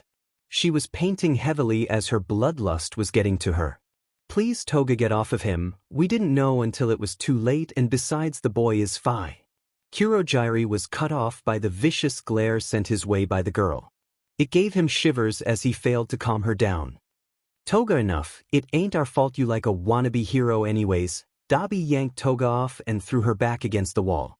"Learn to control your DMN emotions. Besides, I'm sure he's fine, you whiny baby." He looked down at the sulking girl who curled up into a ball in the corner. She started to cry into her sleeves, making the other three feel bad. 𝗕𝗶𝗍 ignored 𝗕𝗵𝗃's struggle to get up. He kneeled beside the girl, feeling bad for what he did, but sometimes he hated her tantrums. He wrapped his arms around her, trying his best to comfort her. "Hey, listen, you need to tell him the truth about everything before it's too late. I like him a lot, but at the same time I want to slice his throat open and break his ribs. I am just so confused." She was wiping her tears away. "Hey, I know it's hard to love someone, I've been there. It can get complicated, but never change who you are unless it's meant to be if that makes any sense." 𝗕𝗶𝗍 was met with watery yellow eyes. He successfully calmed her down. "Thank you, big bro. Anytime, and don't forget you have a date with him Saturday. Why don't we go shopping for a new outfit for you?" He lifted her on her feet. "Hell yeah, let's go." Toga jumped with delight as they both exited the bar. 𝗕𝗵𝗃 and Kurogyari watched as they left. "Why didn't you tell the boss more information about Izuku?" Kurogyari asked as he finished making them drinks. 𝗕𝗵𝗃 regained his sitting. "Well, it was for her. Hopefully she does figure out what she wants from that boy." He chugged down his highball, feeling the acidic burn in the back of his throat gave him comfort. "Besides, if he hurts her, I will handle him myself." Izuku's apartment. 𝗕𝗶𝗃 was in the kitchen, mixing eggs and flour to make cake for Escanor and Izuku, who were watching some kind of anime. She was glad her son was okay and not harmed. She was just about to have a heart attack when she saw the news covering the scene earlier. She didn't blame the school for what had happened. From what the news reports were saying, it had been a carefully laid out attack with a rare warping quirk that no alarm system would catch or a person in time. Izuku had also told her that him and some of his classmates helped with the onslaught of the villains, while Aizawa, one of his teachers, was hurt badly and is still recovering. Inko's train of thought ended as the front door bell went off, followed with a light knocking. She peered around the hallway and made her way towards the door.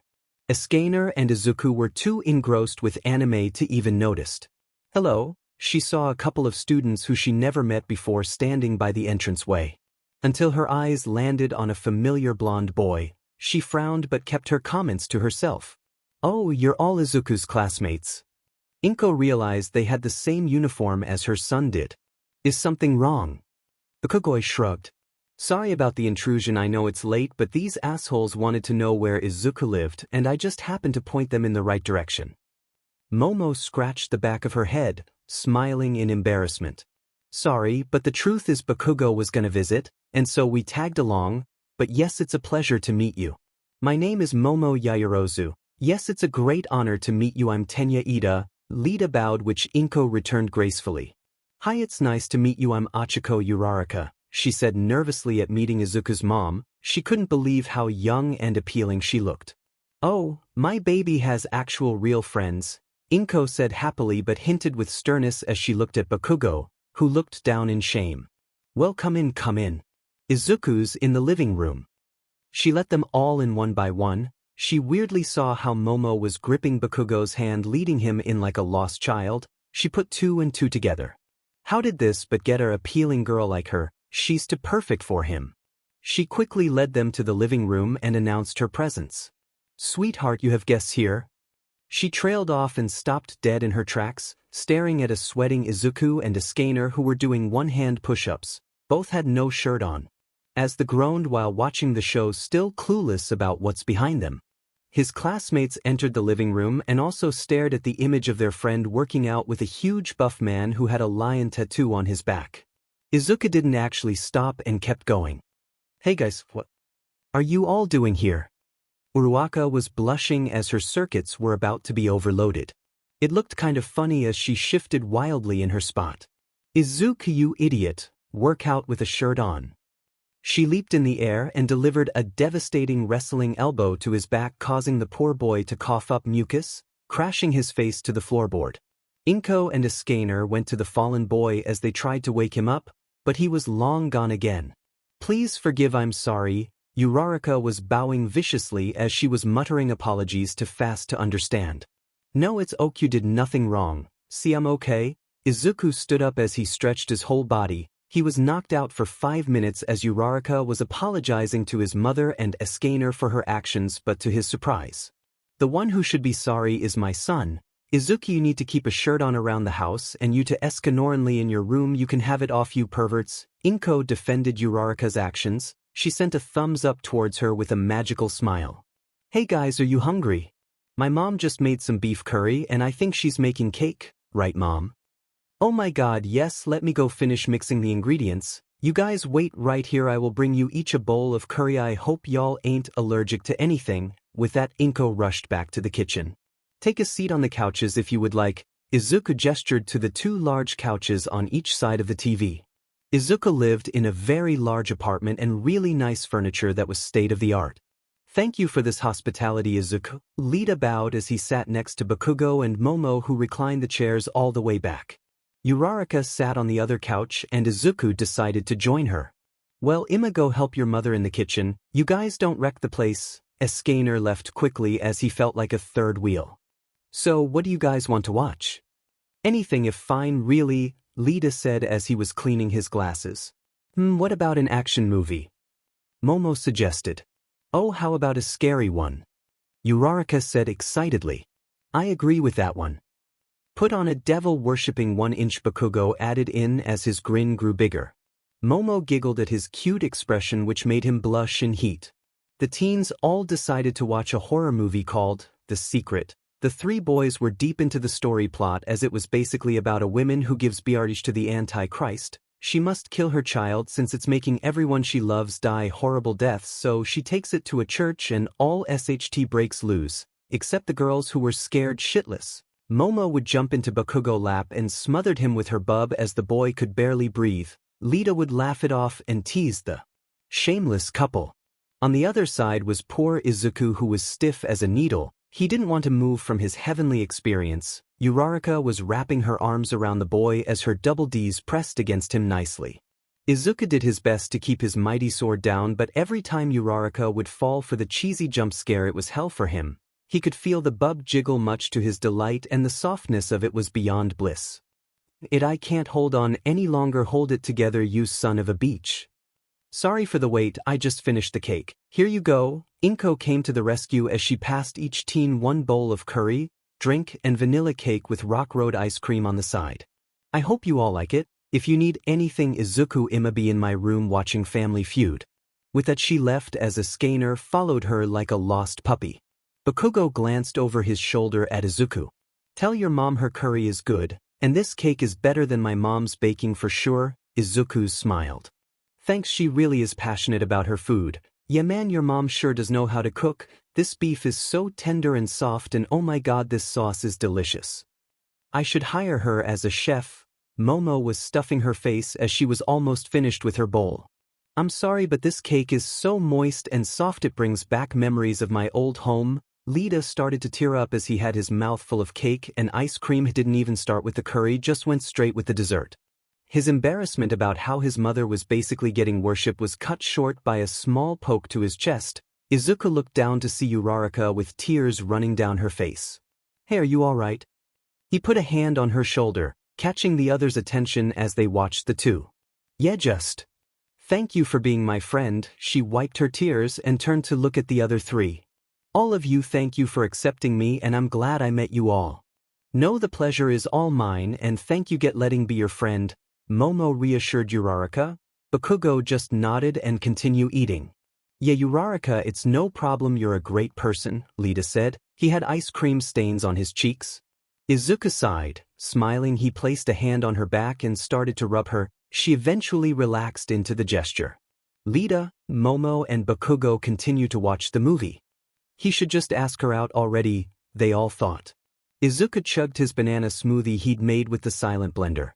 It was 3 in the morning on Friday. He could feel his body slowly swell with heat since he doesn't sleep with his glasses on. Besides, him and Escanor were gonna head to the mountains in a bit to train more. Without Mother's approval, finishing his 3rd glass, he decided to go back to his room and change into his workout clothes. He rubbed his dried eyes and then ran a hand through his messy curls. Last night was fun, with everyone hanging out watching movies and playing video games afterwards. He'd had a great time, not to mention when Bakugo went and apologized to Escanor and Inko for his actions against me, and he's trying to change for the better. Surprisingly, they accepted it. But what really was the cherry on top was Uraraka gave Izuku her number and Instastar profile. He gladly followed, and as soon as they left he looked through her posts. A bunch of cute animals, and some were selfies of her and others he assumed was her family members. Man, it sucks being a teen with hormones, he whispered quietly. Hey Izuku, you ready to go? Escanor called from the other side of the door. Yes, I wait for you outside. Izuku jumped up and looked himself over the mirror. He was pumped up for another sparring match. Before running out the door, he kissed Ritha a good morning as he made it to the hallway. He was ready to show Escanor a new move he's been working on. Mountain area, that all you got? Escanor shouted as he dodged another attack. Izuku grinned as he appeared behind Escanor. No, I'm just getting warm up. He aimed a kick towards the back of his head, but Escanor ducked away quickly. Well, it seems you've been getting slower with each attack, Escanor teased the boy, trying to get a rise out of him. Or maybe I don't want you to pull a muscle, old man. Izuku shot straight for Escanor. In a blinking speed, he connected his knee with the man's face with a strong impact. It smashed Escanor's left cheek, sending him skidding across the grass a couple yards away. That actually tickled me. A now red-faced Escanor rubbed his cheek, but nonetheless it was a pretty decent kick. Well, I can kick harder than that. Izuku's smile grew as he charged again. Much in the same fashion as he had the last time, Izuku was displeased, as Escanor used his left forearm to block the kick, causing a small reverb. Now it's my turn. Escanor was now going on to the attack. Izuku quickly jumped back a few meters, to gain some distance between them. His facial expression changed. Now he was more focused. He switched to a defense fighting stance. His expectations were met when a fast punch came, nearly hitting him in his chin as he slightly moved an inch away. But Escanor was relentless. He sent another punch, this one nearly hitting him between the eyes. This one had come even faster and closer, as Izuku can feel the heat radiating off the punches. Escanor's eyes flashed and he continued to rain an onslaught of attacks, but to his dismay, Izuku was dodging most of them and countering a few. Demon, I can feel my reserves depleting fast. No wonder he's able to avoid my attacks. I can feel myself getting slower, Escanor thought painfully as he noticed the difference too late. Escanor quickly released the thought. He resumed his assault on the boy, sending fist after fist furiously at Izuku. Hundreds of punches had gone and missed, each one closer than the last to hitting Izuku. Is Escanor getting slower, or is it just? Izuku thought was interrupted by an unexpected strike to the chest. Escanor smirked, hitting him again, this time in the stomach, which sent him flying in the air before causing Izuku to cough up blood. Escanor continued his assault, each blow striking him like an artillery shell would strike concrete. Jumping into the air with the intention of finishing off the combination, he sent a devastating kick to the teen's side. Izuku was sent flying through the air as he crashed through several large rocks, his momentum being stopped only by a large tree which was destroyed on impact as Izuku crashed against it. Escanor grinned triumphantly, but his grin quickly disappeared as Izuku bursted out of the dust from the rubble. Wasting no time, he lashed out with an enhanced heat punch, barely missing Escanor's face. Luckily, though, his next attack struck his face. landing a punch directly in his right cheek. Escanor reeled back from the force of the blow, lifting him into the air and knocking the wind out of his stomach as he was met with a sharp elbow from the boy. Not sparring a second, Izuku sent a high kick to his chin, thrusting him even higher into the sky. Reappearing behind him, Izuku put his hands together and brought them over his head. The sunshine user finally brought them down on Escanor's back, sending him dangerously closer to the ground. "Come on, Escanor, I know you're old," Izuku shouted, "but I know you still have some fight inside you." As Escanor's face got close enough to touch the ground, Escanor stopped himself. Regaining his composure, he quickly got back into a fighting stance. He shot his hand out, charging up an output attack as heat and light began to form in his right palm. "Don't worry, my boy, I still have it in me," Escanor said as blood was dripping down his mouth.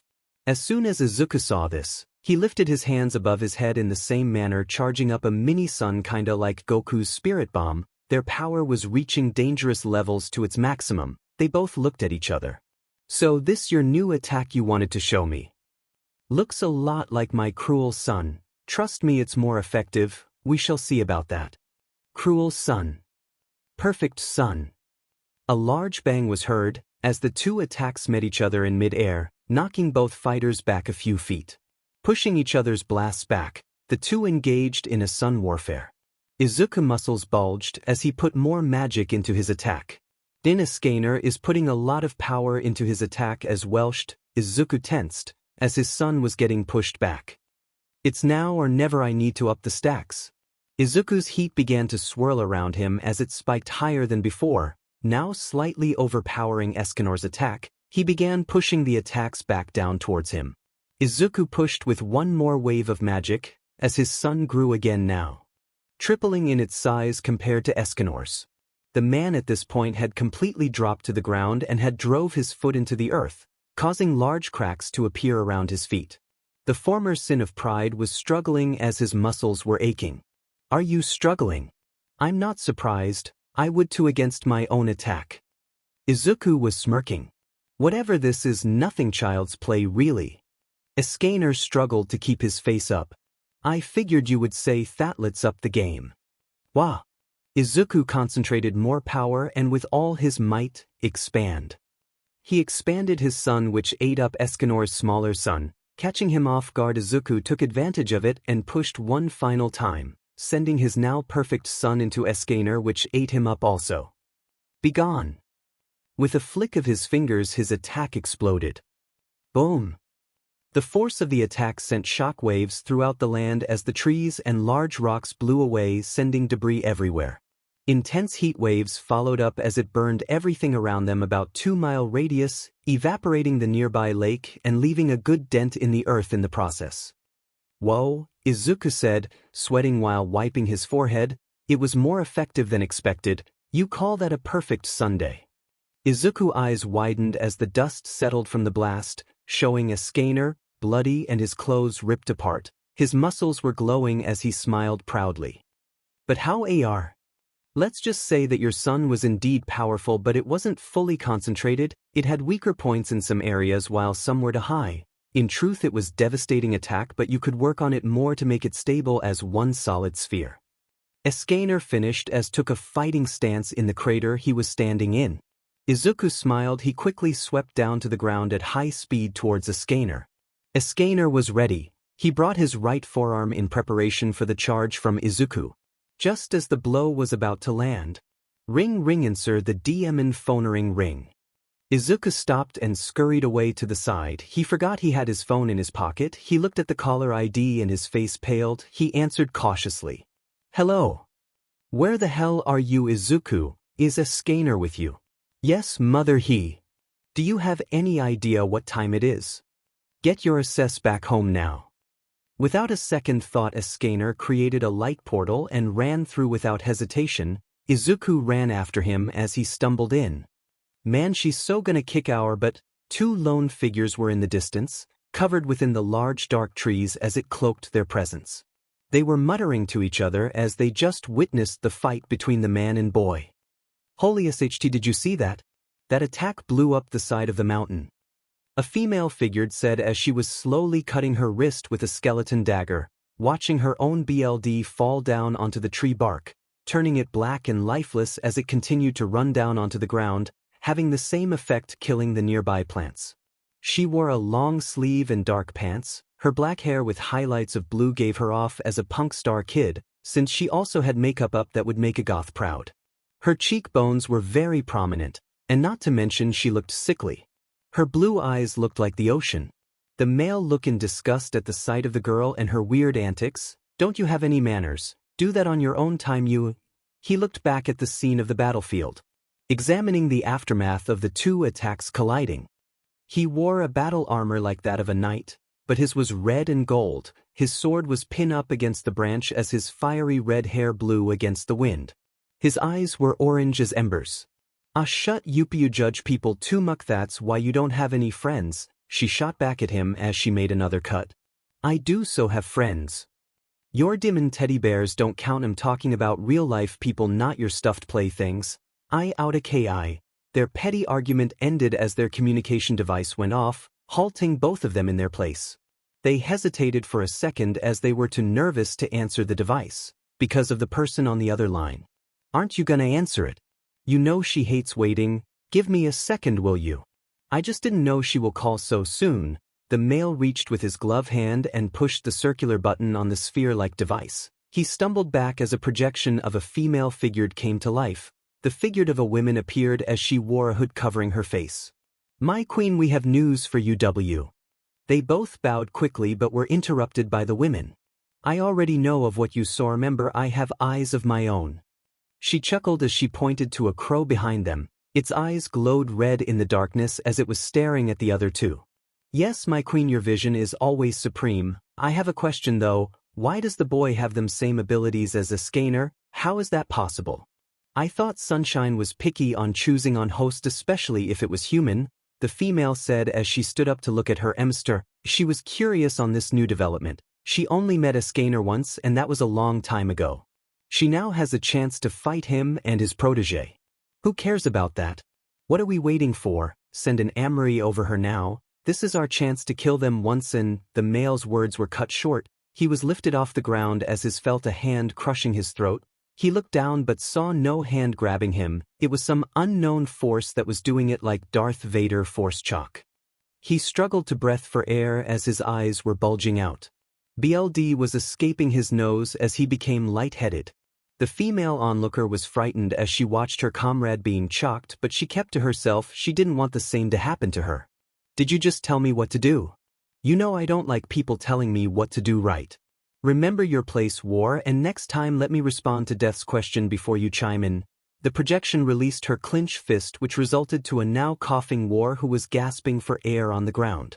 The figure took her hood off to reveal a appealing young woman with shoulder-length gray hair with rather long bangs over the sides of her face. Her tired-looking crimson-red eyes with reasonably long eyelashes shine brightly in the dark surrounding. She had ram-shaped horns that suited her nicely. A burn scar that still looked fresh was etched on her right side of her face, starting from the chin and going up sideways over her ear and all the way to the back of her neck. Now to answer your question, Death. This a new development indeed, but the answer is simple. Escanor must have passed Sunshine to the boy. I guess he found a worthy host that even Sunshine accepted, but this can be a problem. She paused and looked upwards. Her veins began to pulse black as her skin turned gray. The other two knew what was about to come. How does a worthless human get to be blessed by the supreme D? The land around Death and War shook as large cracks started to form on the ground, which was shaking the tree that were stationed in. Rocks and debris lifted in the air due to the large intense pressure. It felt like she was there herself and not some projection. What's worst is now AF child wields it. Suddenly it all came to stop almost instantly, as she began to calm down as she was regaining her breathing. But at the same time it doesn't matter. Escanor is only relying on his reserves. Soon he would be powerless, so we can focus more on the boy. She regained her composure almost instantly. "What would you have us do?" Death asked. She was scared of her master's crazy mood swings. She didn't want to be at the end of it by accidentally upsetting her. "For now just observe them. I'm still making preparations and I'm almost done." Inform Conquest and Plague about your findings. Also, I want you to look into this League of Villains organization. They could be somewhat of use to me for collecting more information. She cast her eyes down to the now struggling man who stood up as he looked determined. Forgive me about my rudeness, my queen. I've been excitedly waiting for this moment for a bit, and I let it get the best of me. Apologized. War said sincerely as he bowed, which the queen mimicked at the gesture. Just stop calling me queen already. Just call me Lilith for God's sakes. Only lower ranks are required to call me that. You two plus a few others can call me by my name. You talked about this several times already, Lilith said as she smiled. Her weird mood swings get the best of her at times. It was like two personalities colliding with each other every minute. Her kindness and savagery were at an endless war with each other. As you wish, my Lilith, we shall not fail you. War and death kneeled before her. I know you won't. With that, the projection faded out. Darkness surrounded them again as the two stood up and hopped off the tree. Well, this is gonna be fun, War said as he walked, still massaging his swollen neck. You almost died though, she snickered at him. Yeah, that's true, I just have a run-on mouth. He sulked as he felt horrible for upsetting Lilith. It's understandable, it's because you don't have friends, right? She loved teasing War, he was such a hothead. DMNU. In my head hurts, Lilith gripped her head in pain. She can feel the pounding get louder and louder. She couldn't take it much more. Stop it. A red surge of power exploded outwards from her body, destroying her bedroom in the process. Lilith, is everything all right? One of her most loyal servants / guard busted in. She was met by her queen lying on the floor, clutching her head as she let small groans out. She rushed to her side and lifted her head up onto her lap. Listen. Stop, she cried out painfully as it intensified. Phoenix tear, the female servant shouted out. A circle of pure fire encased the two. It grew brighter by each passing second. Lilith was feeling the pain slowly fading away as she was giving in into the warmth of the women's touch. A few minutes went by and the fire burned out, leaving the room dark once again. Only the moonlight shined through the window. Are you okay? Lilith. Yes, I'm fine. She rolled off the other woman's lap and stood up, brushing the dust from her dress. Thank you, Rihanna. I don't know what I will do. Lilith was cut short by a finger pressed to her mouth. Don't praise me anymore. You know I don't like it. She smiles as she wrapped her in a hug. They both felt comfort within each other. Did you find Escanor? Ariana broke from the hug, much to the queen's dismay. Yes, and also a young boy. He now possesses sunshine. She could slowly feel her anger come back, but a hand to her shoulder calms her down, so now it just makes it more complicated than before. It seems this child can use it well but still lacks the full potential of it. Well, yes, it's not meant for a human at all. It's only a matter of time before it destroys his body internally, just like Escanor's, Ariana said, reassuring her queen. Yes, we will make our move in 2 months' time. I'm almost done forming the army, and not to mention we're still fighting off the angels at the same time. She opened the curtains more as she took in the view outside.